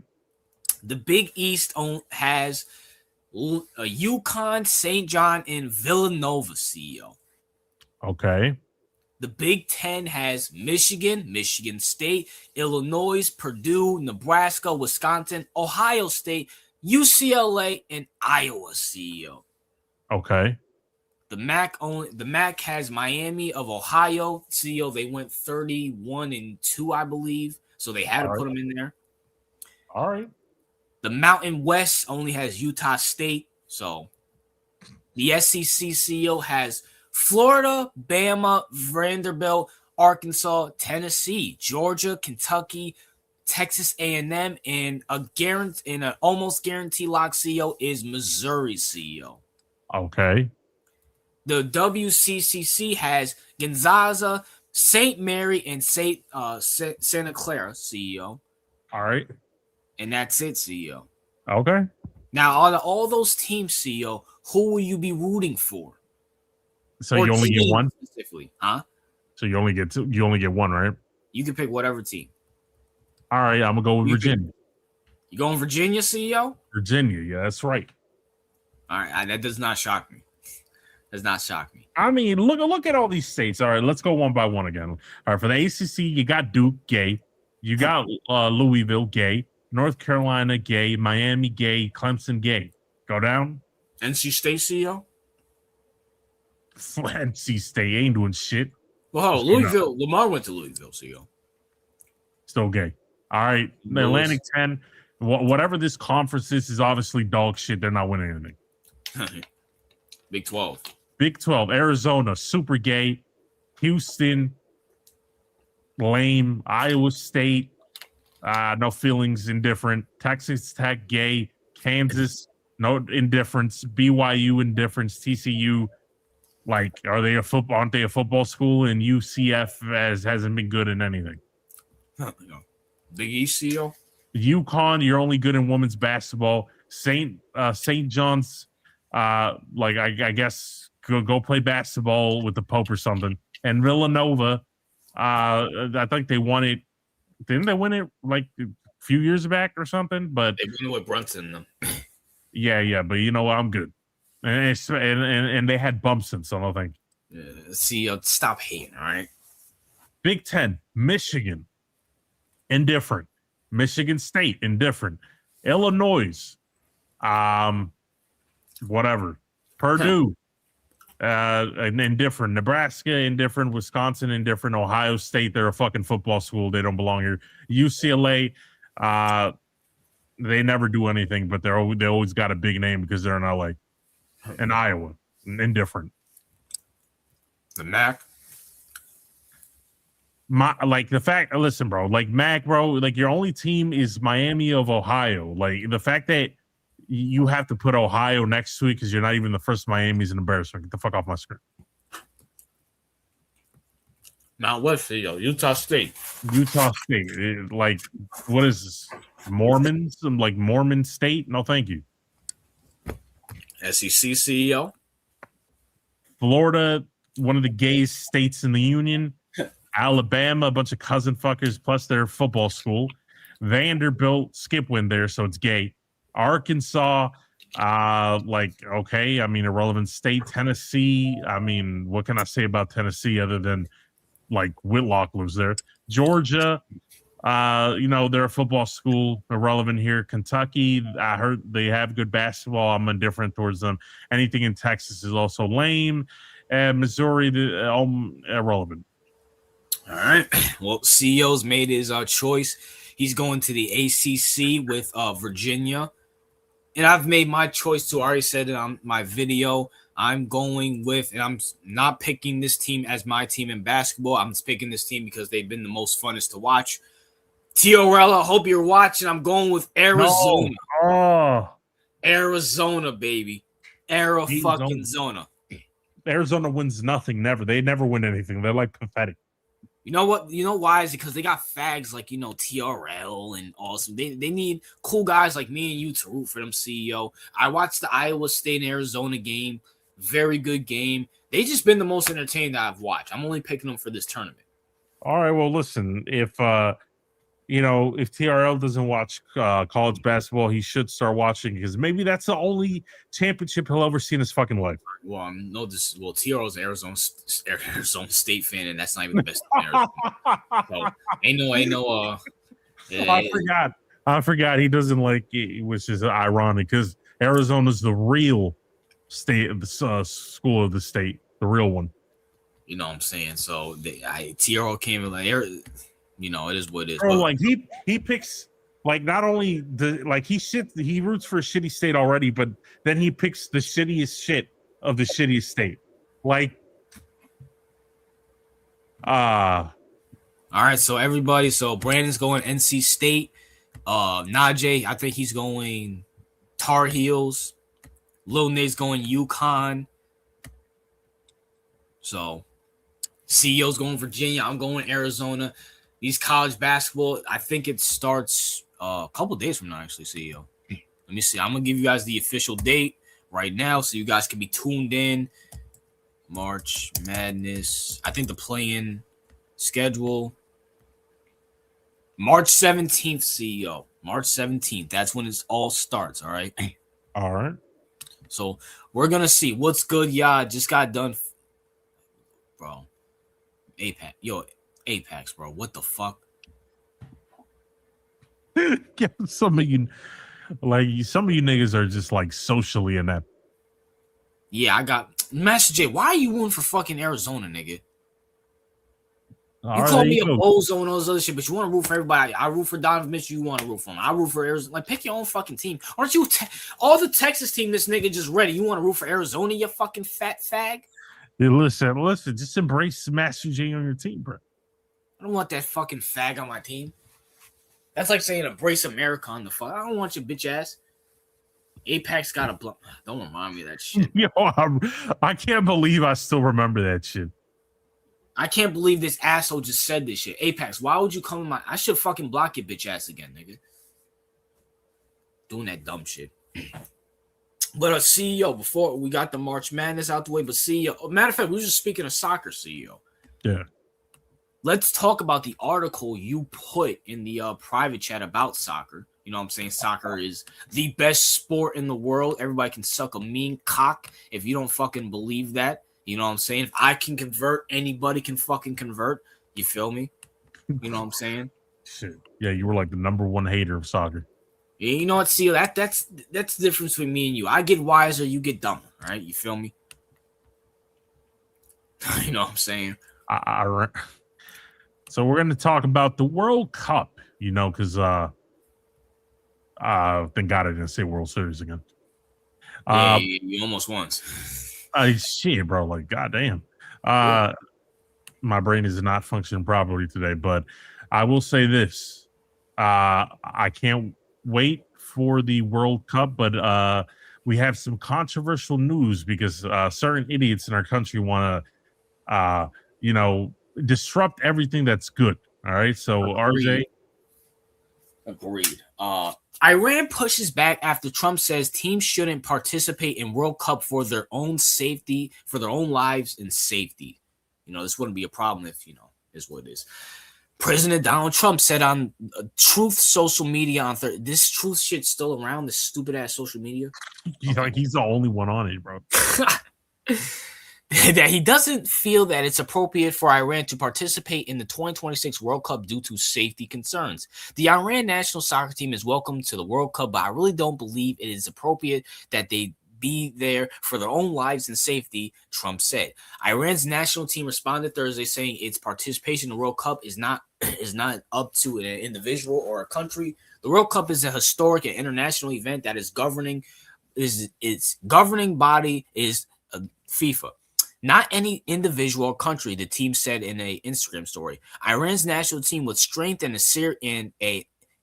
a series of decisive victories achieved by the brave sons of Iran was among the first teams to qualify for this major tournament, which is a fact. Certainly no one can exclude Iran's national team from the World Cup. The only country that could be excluded is on the myriad. Well, there's one team you fucking can exclude, but they won't do that. On the myriad carries the titles of host, yes, lacks the ability to provide security for the team and team's participation in this global event. Trump's comments came back after he met with FIFA's president, Infantino,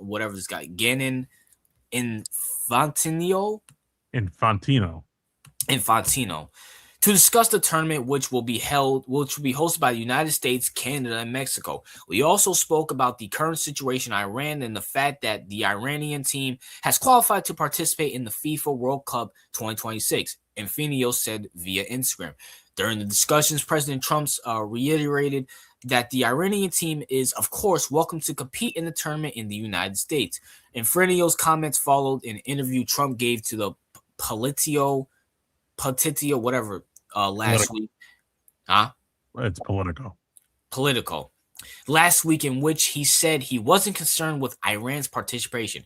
I really don't care if Iran participates, Trump said. I think Iran is a very badly very badly defeated country. They're running on fumes. The uncertainty around Iran's involvement intensifies earlier this month after Midaj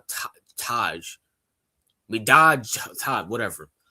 President of the country's soccer federation suggested the team's participation was in doubt following the U.S. airstrikes in Tehran.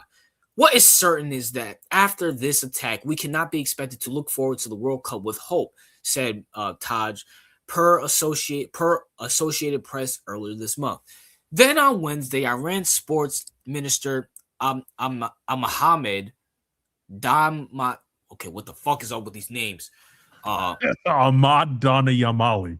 What CEO just said that Iran cannot take part in this summer's tournament following the U.S. military action.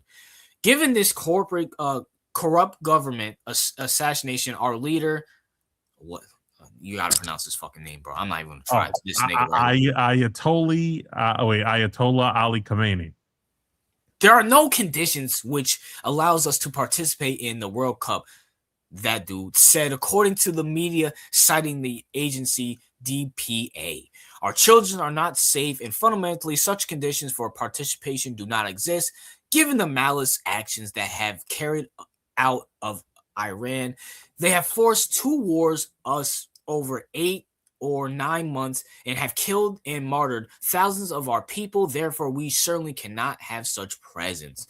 Iran drew a Group G in Berlin, or Belgium. How do you pronounce this shit? Belgium. Belgium, yeah. I knew it was a waffle. I just couldn't pronounce it. Egypt and New Zealand, and it's scheduled to play games at SoFi Stadium in Inglewood, California, and Luke Meds Field in Seattle. The team is scheduled to set up a training base in Tucson, Arizona. Last June, Trump imposed a travel ban for Iranian nations, but there are exceptions for any athlete or member of the athletic team, including coaches and persons performing a necessary support role, and immediate relatives traveling for the World Cup, Olympics, or any other major sport. We all is this the last part? Okay, then. Yeah. So basically, the conversation is here. There's multiple questions. Will this affect the World Cup locations? I think we could both agree no. I think that the World Cup, well, at least FIFA is. Well, you give your take. I gotta do something real quick. Okay, yeah.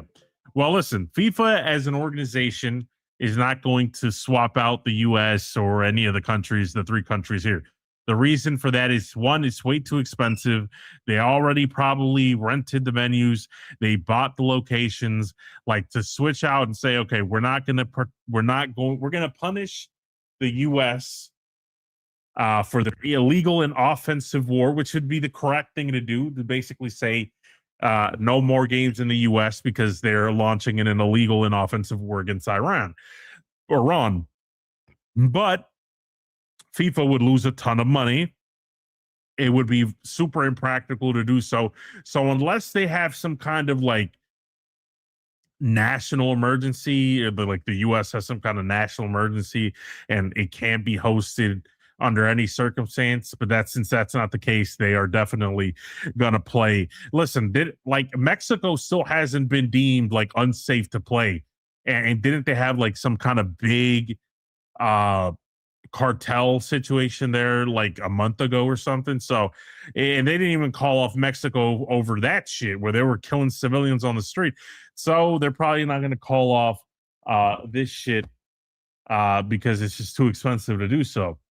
They've been saying shit for 2 years, by the way. The World Cup and Olympics aren't going anywhere, whether people like it or not. Also, FIFA's too cheap to switch venues. Yeah, that, like I said, like you can't. It's too close to the World Cup date, so they're not going to switch it. Like it would have to be like a super apocalyptic situation for them to be like, all right, no, we can't have it here, because they would lose. I don't know how many millions of dollars they would lose, but that's what they're looking for, and they would have to reschedule everything. Yeah, the cartel leader, was killed or whatever. And what happened? Like they didn't call it off in Mexico, and those niggas were shooting up people on the street left and right. So I don't see it. They're not going to do it. Like they're not going to hurt their pockets. So it is what it is. Plus, it's not like this organization has any kind of moral values, considering the fact that they were the ones that gave Donald Trump the Peace Prize. Like, they gave Donald Trump a Peace Prize. The FIFA Peace Prize is now a fucking joke because of it. So they're not gonna do anything. FIFA is just like every other sports league, interested in their own monetary goals. Civilians were killed, CO. No, they were not. Civilians were killed, CO. No, they were not. Stop watching Fox News. I mean, like, I get it from like a monetary perspective, like how hard it is to switch venues. Plus, even though the US is in a very bad situation currently and they're doing illegal shit, then if you apply that logic to every single country, then you probably wouldn't have done shit in Russia. Because I think the last World Cup was in Russia. So if you want to exclude the US for doing illegal offensive wars, I'm pretty sure Russia's in that category too with Ukraine. So they didn't pull it out of Russia. So even though I think the Russian thing happened before the Ukraine situation, but still, I mean, it's not like Vladimir Putin's government is any much better in terms of like human rights abuses and shit like that. So I wouldn't be surprised. The last one was in Qatar. Okay. The last one was in Qatar. Okay, Qatar and Russia. Yeah. They don't care about like morals or values or standards. Like if you say like Qatar, what can you say about Qatar other than it's basically a U.S. proxy at this point, and Russia is basically the U.S. but like I guess more poverty stricken, at least as of now. Keep in mind, Putin and Trump are friends. Yeah, I mean, they're friends. Kind of. I don't know if I'd say they're friends like that because I think Putin thinks Trump is a retard. Like, if I'm being honest, I think Putin probably thinks he's stupid. Like he's friendly with him, but I think that Putin is generally smarter than Trump. But I do think that he thinks like Trump is a fucking dumbass. Yeah, FIFA is another degenerate money making machine. Yeah, I mean, yeah, but hey, they have to be consistent. They're consistently horrible ethically, so might as well continue the trend. As well as Kim Jong-un and Xi Jinping. Did you call him Jing Pong Ping? Yo, Master J, bro. You mean Xi Jinping? Nigga called him Xi Pong Ping. Nigga said Xi Pong Ping, bro. Fuck. Yeah, I mean, yeah, all right. Yeah. Well, I gave my take on the FIFA situation to the peasants. So what's your take? Can you give me like just a brief review? Oh yeah. So basically, I said that they're not going to change the locations because it's going to the World Cup is too close, right? It's in the summer, right? And it's so it would be a logistical nightmare. They would lose millions of dollars. Plus, like, even though you like the sport of soccer, right? Like from a product perspective, like FIFA as an organization is just as immoral as any other organization, right? So it's not like they gave Donald Trump a Peace Prize, bro. Peace Prize.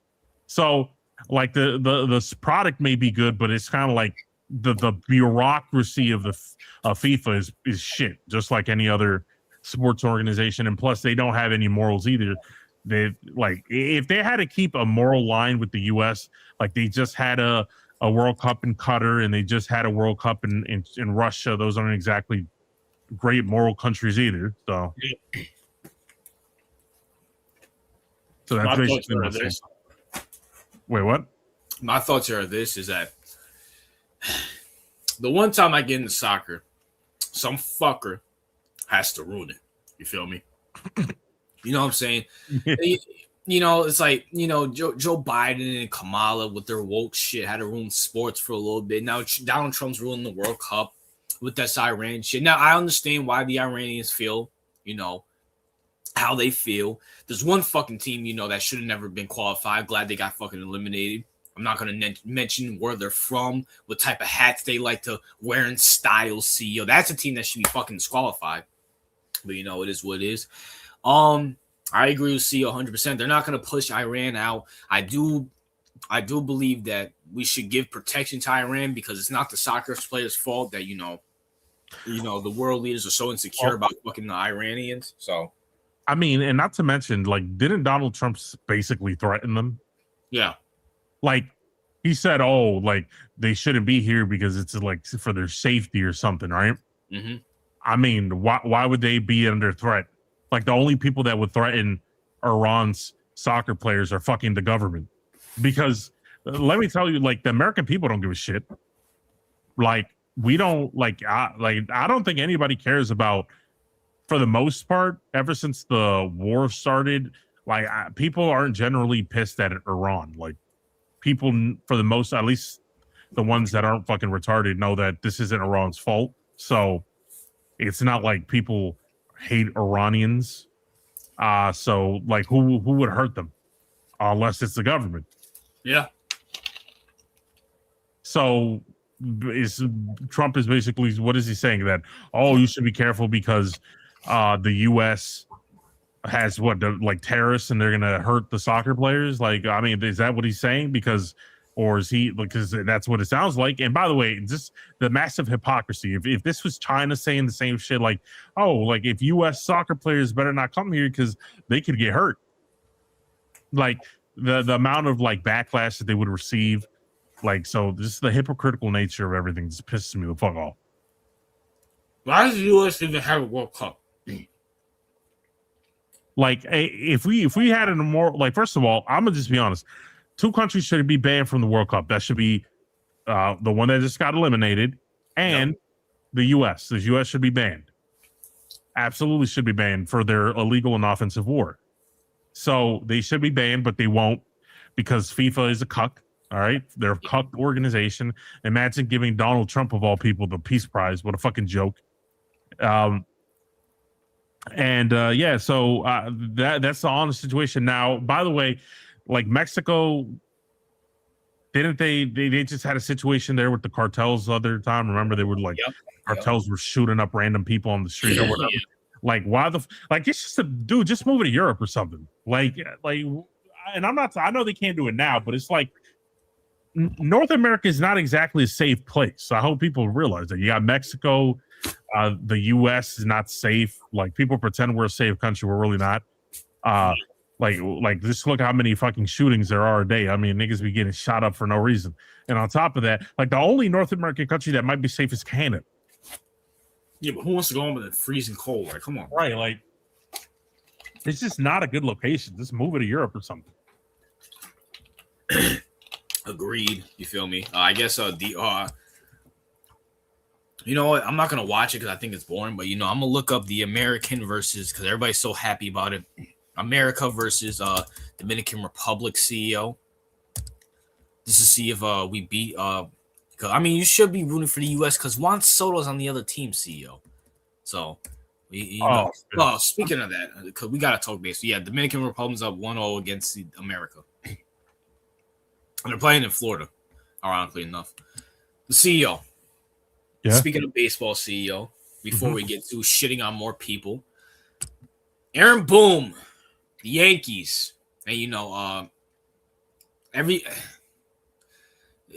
get the electric chair ready, all right, CEO, because baseball season's coming up, and CEO, as a Yankee fan, there's no excitement coming into the season at all. At fucking all. Aaron Boone is still the manager, CEO. Yep. And it still fucking disgusts me to this fucking... It's, CEO, you do realize in a couple weeks, CEO, this will be a decade long of this asshole ruining this franchise. Yep. A decade, CEO.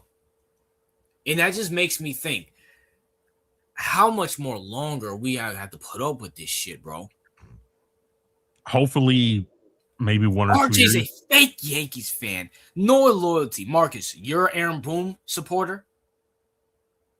Oh, come on, Marcus. And you're a Giants fan, bro. Oh, goddamn. That Marcus, are you from Jersey? Cause CEO, CEO, do you believe my theory that New York and Jersey are two different places? New Yorkers expect excellence. New Jersey are okay with mediocrity. Can you finally accept that? He's from Texas, so it's not like he's a native New Yorker. Yankees are in purgatory. We are in limbo. Just clean house the Yankees franchise. You know what? Master J actually said something semi sane. That's a fact. Yo, but, Master J, I don't remember inviting you to the Yankees fan club. The fuck? I didn't remember him being a Yankees fan. I don't remember him ever talking baseball. Yeah, like, what do you mean we, nigga? There's no we here.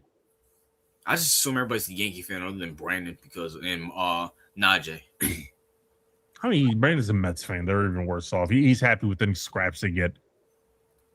And then Najee's a Boston Red Sox, and Boston fucking sucks. So, is what it is. Aaron Boone is a World Series winner manager, RJ. He didn't win shit, nigga. The fuck? Well, he won it as a player, CEO. As a player. Like, imagine that being the standard. Like, that is the standard. You won a World Series as a player. We'll move that accolade into your coaching career. Like, what the fuck? Get the fuck out of here, bro. What team should I be a fan of? Lil Nick says. Well, you like Oklahoma, right? All right, so you should go be a St. Louis fan or something. The Cardinals? No, yeah, the Cardinals. I mean, they have 11 World Series. I mean, it's not bad, and plus it's obviously likes the Hicks places. Might as well. Yeah, it must be hard being a nigga. Boston fucking sucks. Boston rule. I mean, Boston's worse off than the Yankees are right now. Like, we're upset because I think we were ranked when you showed that list, like 5? Yep. Was it 5 or 7? 5. Somewhere on. It was okay. We were ranked 5. Like, Boston was ranked like 11 or something. Yeah. So you guys are not like the only pleasure you get is seeing us suffer because you have no way to compete on your own. Like, that's the reality of the situation for Red Sox fans. Like, you know what, RJ? Just have optimism. Know that you're only going to suffer for 1 or 2 years max. 2 years because they gave him an option in 2017. So okay, so 2 years, yeah. Listen, Boston's going to be good this year, I've been saying, but I guess, Brandon just started watching baseball. He doesn't understand that Red Sox are vastly inconsistent. Anytime they're predicted to have a good season, they end up having a flop year. But, he's going to have to learn that the hard way. You feel me? One thing I hate about baseball is there's no salary cap and the draft is meaningless. Well, I mean, he has one good point. The draft is meaningless. I mean, it's not meaningless. It's just not there. They're less impactful from the start, if that makes sense. So, I've been saying it for CEO. Premier League's the best league in my opinion. The best league out of all the leagues. The MLB needs to go the Premier League way. Cut down the season, get rid of all these stupid ass series. And if you're gonna have a meaningless, so here's what Premier League does, CEO. There's no draft in Premier League. You can sign. There's this kid. Yeah, I was watching him on. Let me go to. I'm subscribed to the Premier League channel on YouTube, CEO. And there's this kid, the 16-year-old that just joined. Right. Look up his name. Oh my gosh. 16-year Martino, a 16-year-old CEO. He's 16 years old and 73 days. I think he's the youngest kid, youngest person to score what's the name? A goal in Premier League.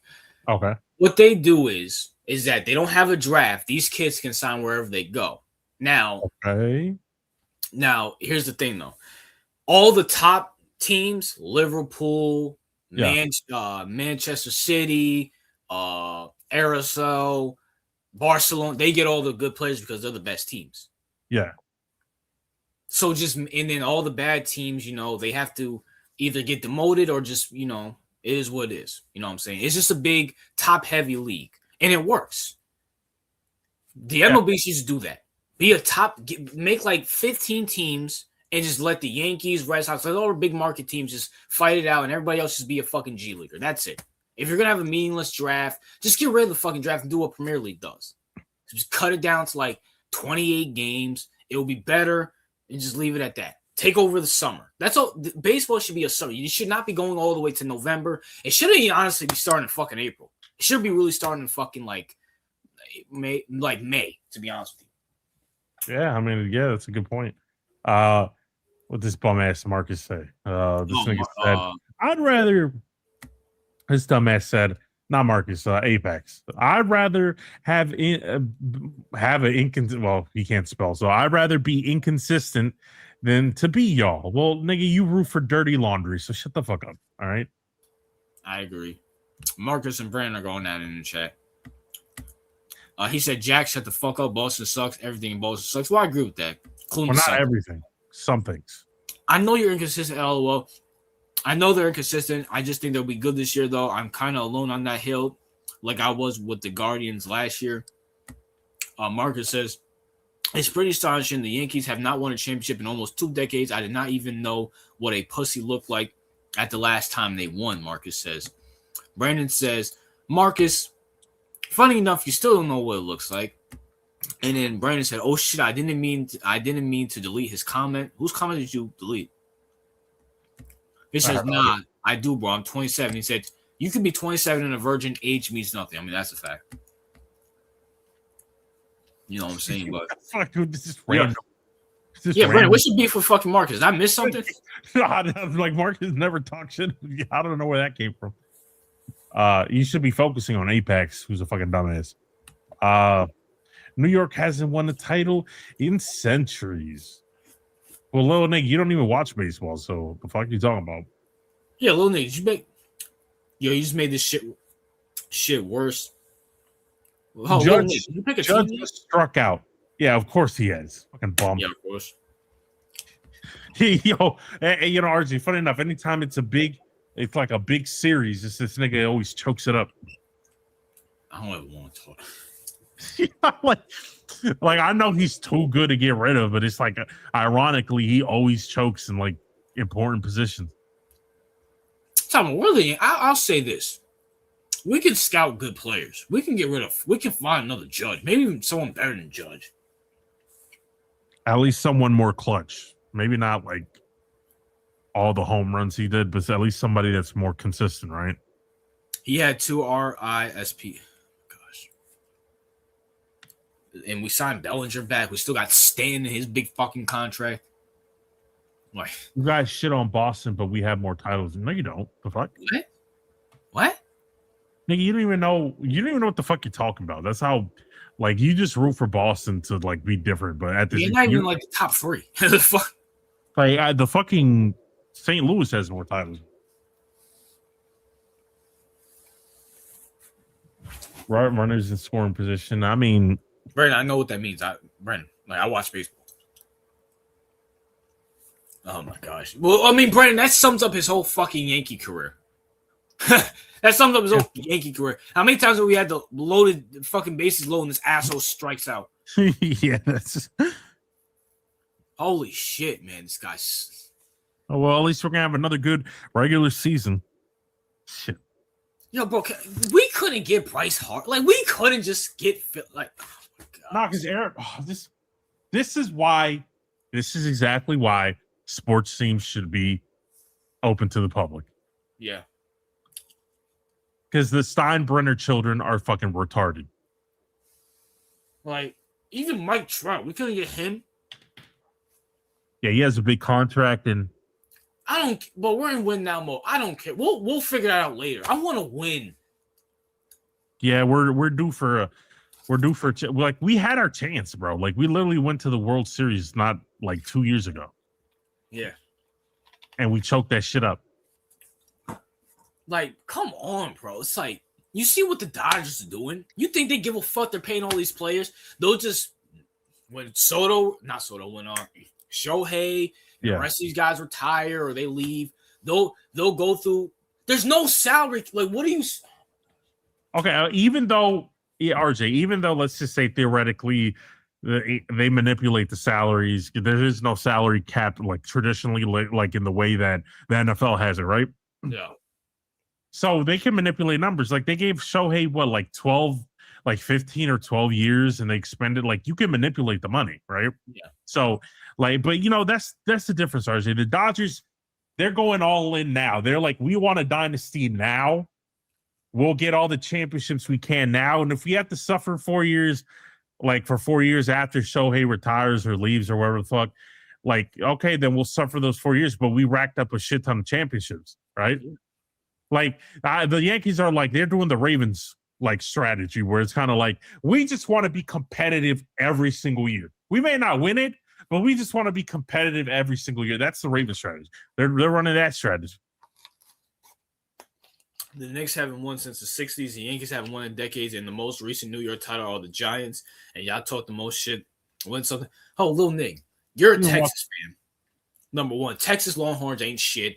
OKC flopped their way to a title. You have no baseball team because your generation can't even comprehend baseball. Who else got shit on? Who else is Lil Nick like? That's it, Mo. He's one of those Lil Nick is one of those, YNs that only like soccer. No, not soccer. Does he like soccer? No. Lil Nick doesn't like soccer. He's okay. not intelligent enough to like soccer. Okay, so he's one of those YNs that only like basketball and football. You know what I'm saying? Hey, yo, watch your mouth about Texas. We better than OU. Nigga, y'all ain't shit. Archman's overrated. Man, he's a fucking bust. And the Longhorns ain't shit. Fuck Texas. Texas had like the number one payroll and they still lost.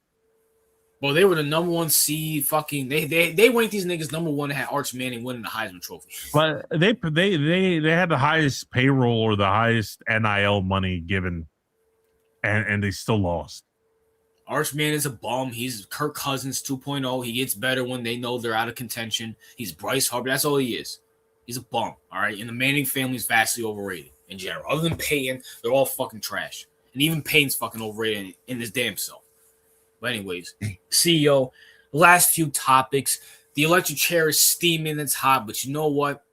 There's a bald, fat asshole out there who we saved a special spot for, CEO. That's right. For. You know what I'm saying? RJ, people with IQ of 70 love soccer outside the USA. Saying little nigga is not intelligent enough to like soccer. Marcus, your IQ is like 13, dog. That's number one. Number two, America doesn't like soccer, but all around the world, we are the dumbest first world. I'm not making this up. We are the dumbest first world country in the world. We get outsmarted by fucking 11-year-olds. Our 12th graders get outsmarted by fucking 5-year-olds. And they love soccer. What does shit that tell you, bro? You got a good point. We are probably like the in terms of first world countries, we're up there as one of the dumbest. We are the dead last. Like we're beating like this third world countries and shit. But the first world, there's no world like China. China students are probably better, obviously. Like, yeah, we're not. I mean, Japan students are smarter. Yep. I'm pretty sure Germany's students are smarter. United Kingdom's smarter. Brazil's probably smarter. Mexico's smarter. Canada's smarter. Oh, let's not go that far. All right. Look it up. Look it the fuck up. That's actually a good thing to look up. Like, yeah, let me look that up. Look it up. Look it up. First world. Keep my first world. They might try to send you to like all around, and they'll compare the USA to some like third world country that has like 3 people in it. So keep that in mind. All right, let's look. Education rankings by country by World Population Review. All right. Okay. All right. So, number 1, Denmark. Okay, that makes sense. Number 2, Sweden. All right. Well, okay, no, my bad. Education rankings are here. So let me see who's number 1. Number 1 is South Korea. My bad. South Korea is number 1. Okay. Number 2 is because I got this for the way they fucking did this shit. Like they got okay. Number 2 is Japan. All right, that makes sense. Number 3 is Denmark. All right. Number 4 is Belgium. All right. Number 5 is Slovenia. All right. Number 6 is Netherlands. All right. Number 7 is Germany. Brandon, that don't mean the more populous. No, bullshit. No, we're just dumber. If we were smart, we would still be. Doesn't matter if we have more people. That means there's more smart people that outrank these people. Yet we're still dumber. So miss with the whole more thing. Okay, you know, there's so many countries. We're number 31. What I fuck? We're number 31, bro. What did I fucking say, nigga? What the fuck did I say? Wait. China's smarter. Spain's smarter. Oh my God, the Tanya Hat's smart.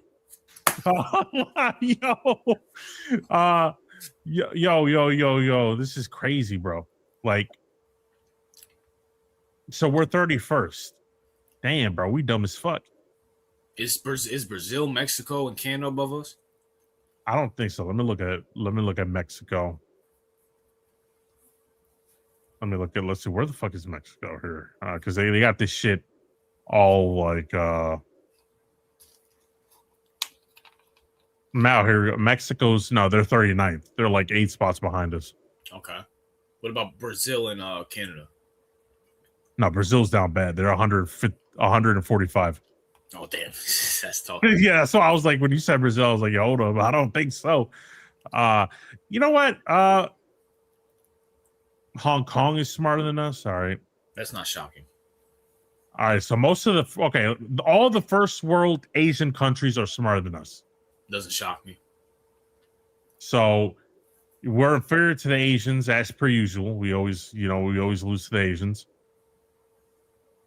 Iceland is smarter. RJ be saying some bold dumb shit. This coming from Marcus, who's a Giants fan, CEO, by the way. Yeah, he's right. Brazil is in first world. Listen, the point is, like, all of Europe and all of Asia, first world countries are smarter than us. All right. Yeah. So let that just let that sink in, bro. Let that sink in. I might have been dragging it with Mexico, but Mexico's like 31st. CEO. Switzerland is smarter. Australia is smarter. France is smarter. Yeah. Like the fact that we're getting like Singapore smarter, Ireland smarter. Estonia is smarter. Estonia, bro. It's crazy. You know how smart, you know how dumb we are, CEO. I don't even know what the fuck an Estonia is, nigga. Like, yo, what the fuck is so cut? Like, come on, bro. Oh man, yo. All right, guys. This is the average. And the U.S. military can smoke Europe and Asia. People. This is why America's retarded. You don't fight wars physically. You fight wars mentally. Correct. And this is why these countries are winning the war mentally. Because you guys are like, yeah, let's fight. Yeah. I'm a fat piece of shit like Master J and Marcus. I want to fight. Yeah. First of all, Americans are out of shape. So you probably can't win that war. Number 2, you fight with your head, not with your fucking fist. You fucking fags. You know what's funny, RJ? Like, and this is proves that we're so retarded. It's like, and they look at the educational rankings, right? Yeah. And like their first comment is like, but like my guns are bigger than yours. Like that's their first comment. Like they're like I'm gonna just beat you up. And by the way, nigga, it's been like 2 weeks and we still haven't beaten Iran. And they're supposed to be a third world country. Yeah. Like we're getting our shit kicked in by Iran. I hope y'all know that, right? Because why do you think we want to put in ground troops? Because we can't. Because if we were winning the aerial war, the air war, why we wouldn't need ground troops? Why are they trying to push ground troops now? Because they're fucking losing. So I don't want to fight. Remember, I'm a liberal. Nigga, liberals want to fight wars too, dumbass. Do you not remember Iraq? Yeah. You not remember fucking Ukraine? Were you fucking Russia and Ukraine, which we had nothing to do with? Yeah, they were all for the Ukraine. I'm a liberal. That means I don't like war. Get the fuck out of it. No, you don't know. Like a lot of, and you know what I call them? I call them blue MAGA, right? Yeah. Like a blue MAGA, like they're anti-war only when like the Republicans are right there, but If it's like their guy doing it, like they'll support that shit. Yep. Nigga, no one said Iran is beating us. They are though. That's the thing, bro. Lil Nate, this nigga Donald Trump asked the Italian government to like broker a peace treaty. The Iranians told us to fuck off. There you go. Okay, you know why? Because our oil prices. Did you not see in California the oil prices were $8 a gallon, RJ? Yeah, $8. Like, I'm sorry, but you guys forgot something. Americans are big pussies. The moment your gas goes up like 50 cents, you're gonna be crying on the street about how the world hates you. And that's why the American government folds, because unlike the Iranians who have been suffering their whole lives, the and are actually more like battle ready, like the US population is weak. They cannot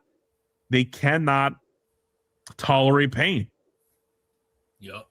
You know what I'm saying? But you know what? We have a smart American in here. Shout out to Jordan Francis. I'm still losing weight and avoiding soda. I lost 10 pounds this week. Let's go. Shout out to Jordan Francis. Yes, shout out to Jordan. You know what I'm saying?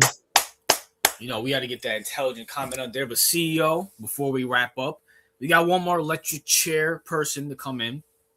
And that is Dana White. Now, before we do that, we want to invite a few people to this execution. We want to invite John Jones and Sean Strickland. Because Sean Strickland said, I'm not fighting at the White House card in front of pedos. And John Jones, despite he was considering fighting at the card for the money, he pulled out because the UFC said, fuck him. So, and listen, I don't blame the fighters are the least amount. Like at the end of the day, like they need to get money. And Dana White only pays them like $4 an hour. But you know what? John Jones is not fighting. Sean Strickland's not fighting. I guess Islam was supposed to fight Ilya at the White House card, but I guess Ilya's saying that he ducked, whatever. But CEO, we're inviting John Jones, Islam, and Sean Strickland to the execution of Dana White for treason, for being a hypocrite, for being a fucking underpaying his fighter, for being just a faggot, CEO. You know what I'm saying, CEO? Your thoughts about that? Listen, you know, Sean Strickland, even though I think he's corny as fuck, you gained some points with me, Sean. Yeah, you know, he's corny as fuck. He can be corny as fuck. You know, I respect to him for at least talking about it openly. You feel me? Yeah. Like, he said it openly. Listen, like, he talked about it openly. A lot of these niggas are just avoiding it completely. I understand they don't want to destroy their careers, but, like, he talked about it openly, which was a good thing. Listen, when it comes to John Jones, maybe the money wasn't right. You know, that's fine. Dana White pays these fighters fucking peanuts. All right. Yeah. Like if y'all haven't seen, like, I know you guys are used to seeing NBA money, NFL money, soccer money, baseball money, right? Like, you should see boxing money. You should see UFC money. That shit is fucking legit peanuts, bro. Like, the bonus is like $50,000, bro. Well, guys, keep this in mind. These are guys who have to fly everywhere, training camps, insurances, families. Like, the money, like $2 million is not going to cover all that. Taxes as well. Like, keep that in mind, yeah. people. So they got to pay taxes. They got to pay their camp. They have to pay their trainers. I think the camp that they train at takes like a certain percentage of the fee that their agents have to take a cut. Yep. So when you factor all that in, and then you factor that they literally let's just be honest, they're losing brain cells after every fight. So they get, and on top of that, they get peanuts. Like, okay, I'm all right, because the base pay and before I used to support the model, I was wrong to support it because it's fucking trash. The more you look at it, you know, I know RJ was very anti the payment system the moment he saw it. Agreed. So you know why, bro? $50,000 bonus pay, really? $50,000 is what you're gonna give them, bro? Like, that doesn't even cover for like the year's gasoline that they spent traveling all over the place. Like, you fucking bald bitch. $50,000. Well, they probably got endorsements and shit. No, they don't. Well, some of them do. No, some of them got endorsements, but you know that doesn't excuse the company's inability to raise at least the bonus money. You can't even raise the bonus money. Like at least make it something impressive, right? Yeah. Like, oh, at least make it $100,000. No, 50,000. Like $50,000. Fuck you, nigga. Fuck Dana White. And I understand if you're an up and coming fighter, you should earn it. But Alex Pereira and Tom Aspinall getting, they didn't even get, they got 3 mil and 2 mil. That's a fucking abomination. The fuck out of here, bro. Like, while that this, is. while this bald, greasy fuck sits there like, like he's the big, like this dude Dana White is such a fucking clown, bro. Like I went from liking Dana to being so anti-Dana. It's not even funny. Like I know you're anti-Dana too. Yeah, and I used to like, and you know, I never liked. I got into UFC. I never liked the pay. Everybody knows I fucking was against the payroll. People say, oh, they don't want them to be like boxing where these guys get paid so much that they're lazy. You can find the balance if you want to. That's just a fact. You can find the balance if y'all want to. Do y'all boycott the UFC? Nigga, I'm boycotting the UFC for the rest of the year. Yes, absolutely, 100%. Fuck Dana White. You know what? And I want to show y'all something because I was talking because, you know, let's just be honest, like with the whole war going on, with the whole the Epstein files and all that, right? I was like, why, apart from Dana being, you know, like super friendly with Donald Trump and excusing his demonic behavior, basically, right? So I was like, what the like you have to be like a real big piece of shit to not even at least pretend to be a good person in a situation like this, right? Mm-hmm. So I was like, what's going on here, right? Like what's something bigger has to be here, right? Something bigger afoot has to be here. So can you pull up Google for me? Yeah, I got you right now. Let me pull it up right now. Oh, yeah. All right, got it right here.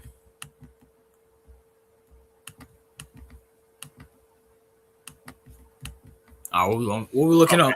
So I was like, something stinks here, right? Stinks like disgusting, rotten. You know that stink that you're like, something doesn't smell right here, right? So I'm like, something smells fishy, right? So I'm like, okay, apart from Dana White being a Trump cuck, which he is, but apart from him being a cuck for Trump, like, would you risk your rep, even if you like Donald Trump, would you risk your reputation and would you risk everything knowing, even if you like them or you were personally knowing, like something doesn't smell right here. So I was like, okay, let's see. Always follow the money, right? Yeah. So didn't UFC ink a big deal with Paramount? Yes. Worth like $7 billion or something, right? 7.7 billion. So I was like, okay, let's follow the money, as they always tell us to do, right, RJ? Yep. So I followed the money. So look at Paramount Plus. That's the platform that bought it. Let's look at Paramount Plus's owner. Oh, Paramount Plus. Or CEO or whatever. All right, so owner is a merger with Skydance, all right? So, but the CEO, it's led by CEO David Ellison. Let's look up who David Ellison is. David Ellison, all right. David Ellison. All right, so this is David Ellison, all right? Mm-hmm. So I'm like, okay, all right, this is David Ellison, is an American film producer, media, whatever. So I looked down, I looked at the parents. So I said, okay, parents, spouses, siblings, and I clicked through each one of them. And then I noticed something interesting. Click his father, Larry Ellison. It says it right here. A predominantly Muslim American, or even Larry Ellison, or Go founder, who has Jewish roots, but identifies as a... All right, so let's go to Larry Ellison, or the father, right? Right. Okay, Larry Ellison, 81, worth $198.3 billion, RJ. Yeah, right here, yep. Net worth. Oracle, okay, so basically he's worth almost $200 billion, right? Yep. That's a lot of money. All right, so he owns Paramount Plus, or at least his son does. Basically, he owns it. All right, let's go to Wikipedia. All right. No, the Wikipedia's on there. Oh, shit, my bad. Oh, Wikipedia on him. Okay, got you. All right, so I was like, yeah, we know he's a tiny hat. No surprise there. All right, Yep. tiny hat from New York. where they all come from. Yeah. All right, so his biological father was an Italian American, I guess, so he's half tiny head. All right, so go down. So I was like, all right, we all know that. I'm not surprised he's a tiny head. Don't care. Let me go down. And let me go down to all the way down to keep going. 19. All right, so let's see where all that money is from. All right, so there we go. Oh, here we go. All right, so I looked at now. He got a ton of stakes in all these companies, Wall Street Journal, media, and all this shit. But keep going down. Keep going down. I want to see because I want to get to where it says his political involvement. Here we go. Okay, Ellison was critical of NSA whistleblower Edward Snowden. For those of you who don't know who Edward Snowden is, he basically blew the whistle that the government was basically collecting all our data and spying on us, right? So basically he ran away to Russia because if not, they were going to kill him. Oh, I remember. Oh, that's his fucking... I knew who the guy was. I forgot his name. That's who that guy is, yo. Okay, so he donated. So we know Edward Snowden is a good guy. All right, so keep that in mind. He's a good guy. He was an FBI agent or some shit like that. He was a low level, and then he found out that the government was spying on us. He let the people know, and he had to run away because they were going to kill him. Yep. So he's a good guy. So he was against Edward Snowden. First red flag. All right, second red flag. He donated it to both Democratic and Republican politicians. Okay, why the fuck are you like? Imagine why the fuck would you donate to Democratic and Republican politicians unless they work? They both work for the same side. Yeah. And they both screwing you. So all you who are saying Republican versus Democrat, you're all retarded. Because why would this asshole donate to both parties unless he knows that he's bribing them? All right, now going down. Ellison has been supporting Republican. He's one of the biggest donors, but he also supports Democrats. We get that. Now going down a little bit, Fox News, Sean Hannity, Republican bullshit, slop. Okay, right here. In 2009, Ellison helped fund an excavation project in East Jerusalem. Where is East Jerusalem? Oh, isn't that Israel? Yep. Israeli peace activists and some archaeologists as a $1 billion equivalent to 1.3 billion in 2025 lawsuit was filed in 2019 against several Israel supporters, including Ellison, accusing them of conspiring to ethnically cleanse Palestinians from Israeli occupied territories, committing war crimes, and funding genocide. All right. Ellison lobbied Israeli mogul Arnon Michelin or something like that to drop his lawyer so that Benjamin Netanyahu could hire the lawyer for one of his corruption cases. In 2021, Ellison offered Netanyahu, or Satan Yahoo as I like to call him, a board seat at his company Oracle. The same year, Netanyahu and his family vacationed in an island Ellison owns in Hawaii. All right. Now you know. So this company, who's owned by an Israeli op, all right, who basically told basically sucks Netanyahu's dick. All right. This is the guy's son. No, this is the father of the son who basically owns the UFC's rights. A guy who supports war crimes, supports genocide, and supports Benjamin Netanyahu, Satan Yahoo, who we know is controlling the U.S. and is involved in the whole Epstein scandal. All right. So then I was like, what a very tiny hat thing of Dana White to do, right? Mm-hmm. So I'm like, all right. Funny enough, didn't UFC get bought out by another company? TKO. Let's look at their background. You want me to do it on Wikipedia or just Google? Yeah, go to Google. We're gonna do the same process. Right. TKO. I'm assuming TKO's owner. CEO. Oh, CEO. Mark Shapiro. I don't think is that the guy. Go down. All right, because I swear the guy was Ari Emanuel, or maybe they switched him out. Yeah, Ari Emanuel right here. Okay, of Endeavor. Who's the main Endeavor? Okay, it's Endeavor, CEO of Endeavor. My bad. TKO is like the smaller company. Endeavor's the big one. Yeah, CEO. Oh, all right. Let's look up this asshole. All right. All right. Ariel Emanuel. Okay, let's look at it. Let's go to his wiki. This guy looks like a fucking weirdo. All right. Ariel Zev Emanuel. Very weird name. All right. Sounds very tiny hatish. All right. Early life. Let's see. His father, Jerusalem born Benjamin M. Emanuel, was a pediatrician who's active in Urgun in Mandatory Palestine. All right. So basically his father was born in Israel. Yep. Okay, go down a little bit. All right, because I want to point something out real quick.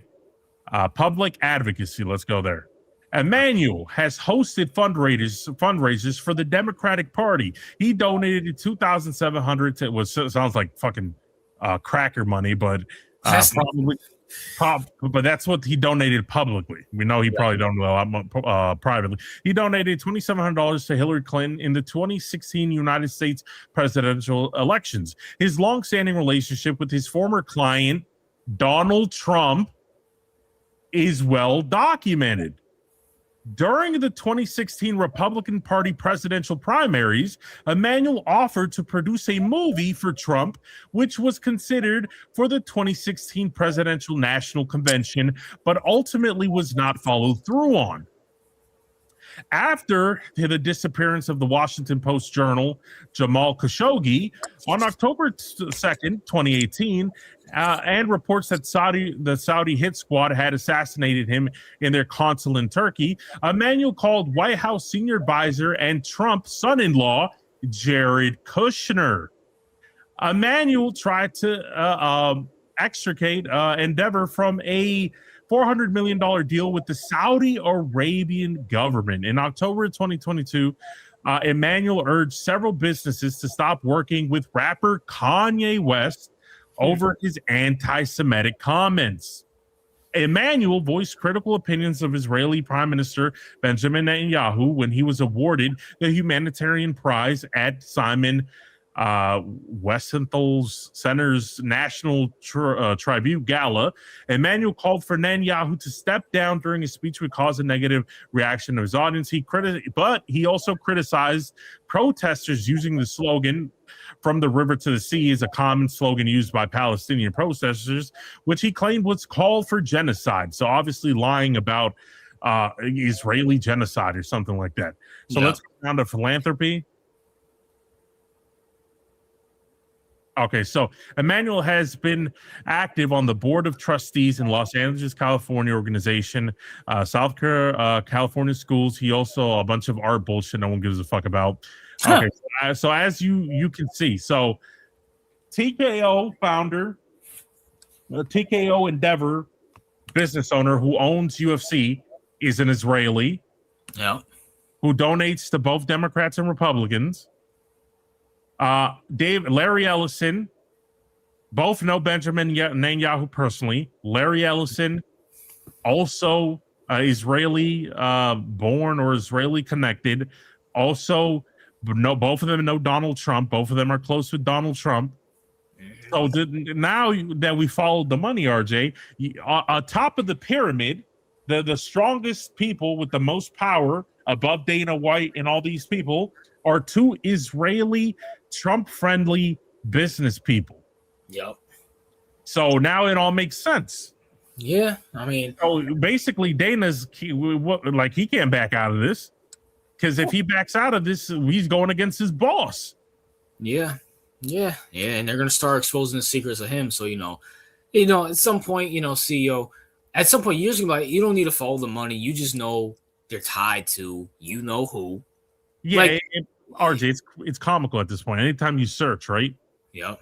It's like 2 + 2 is 4 every time. Every time you search, it's like, degeneracy with the Atlanta Hawks. Let's Google the person. Oh shit. Paramount Plus, 2K, UFC. USC. Oh, degeneracy here. Let's look up the company funding it. Oh shit! What a surprise!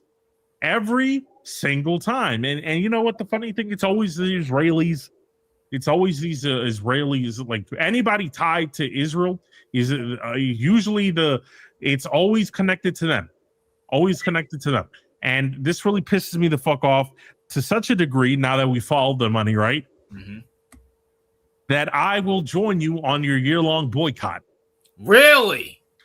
Fuck this Israeli bot, tiny hat occupied slopaganda. All right? CEO. Are you sure? I'm saying no. I'm saying I'm no 100% UFC for the. It's only March. I'm saying no UFC for the rest of the year. You know what, RJ?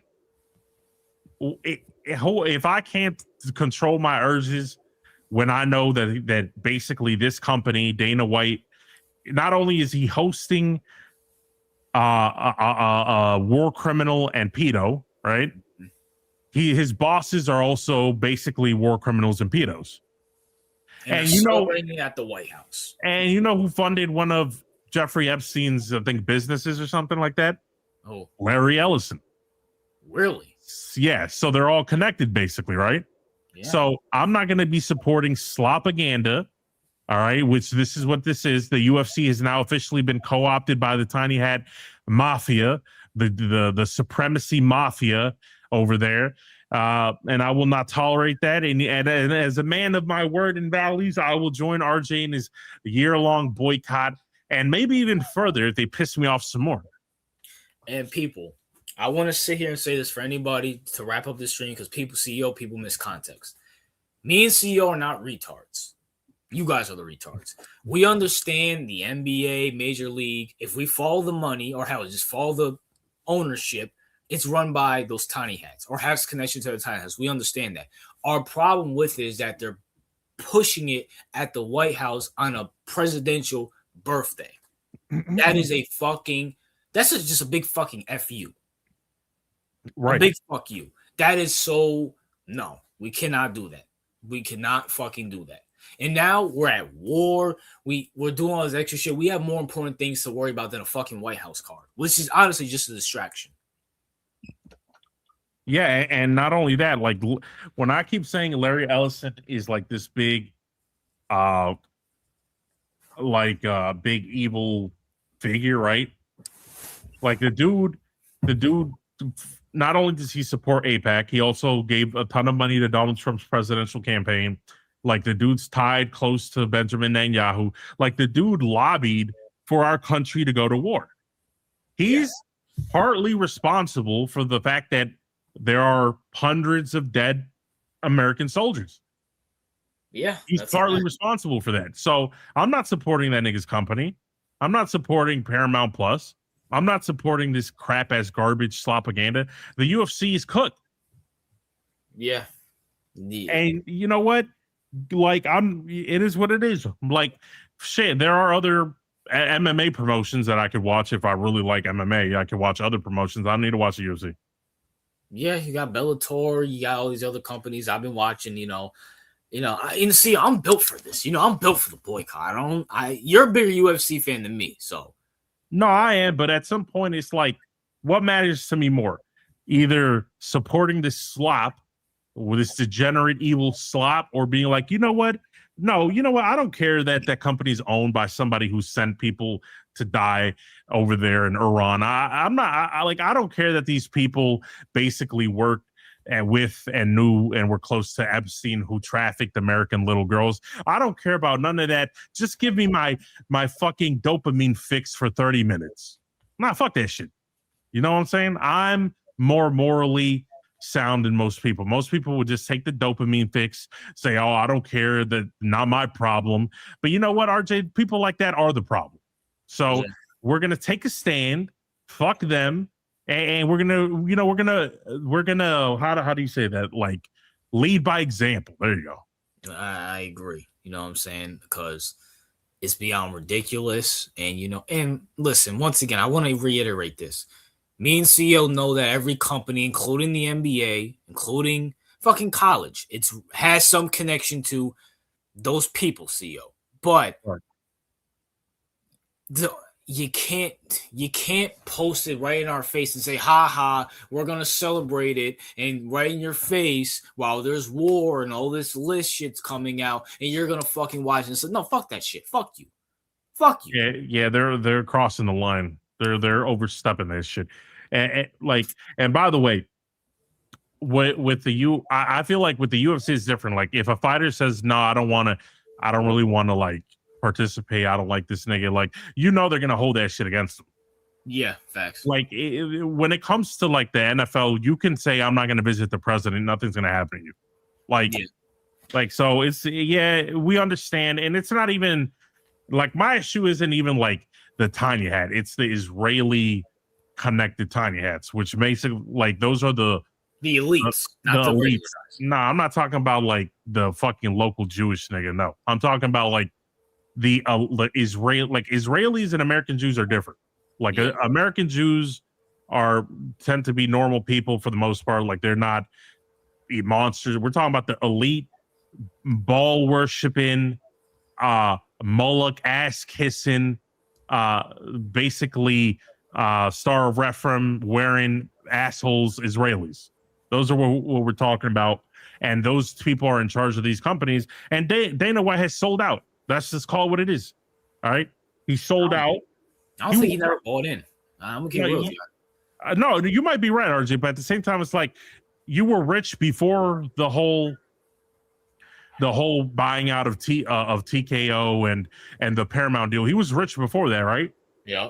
So he, instead of running the product and being like, listen, I'm already a multimillionaire, let me run this the way I need to run it ethically. No, he said, listen, I'll accept the Israeli money. I'll become even wealthier, double or triple the amount, and I'll sell out my soul and morals. So fuck them. Yeah. So is what it is.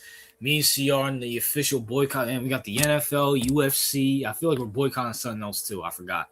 No, I think it's the NFL, it's the UFC. That's about it.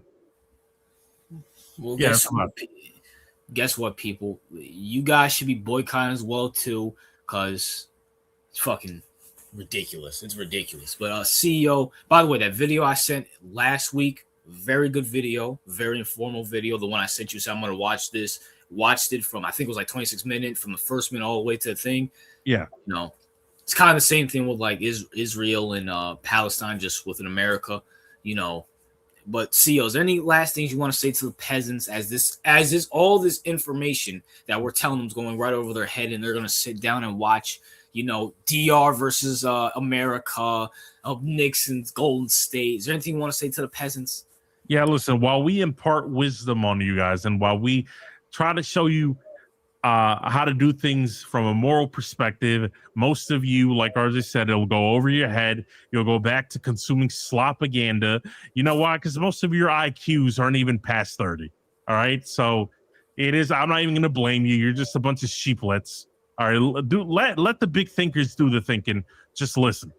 You know what I'm saying? And none of you have internal monologue. But until next time, CEO, if we're still alive. Peace. Peace.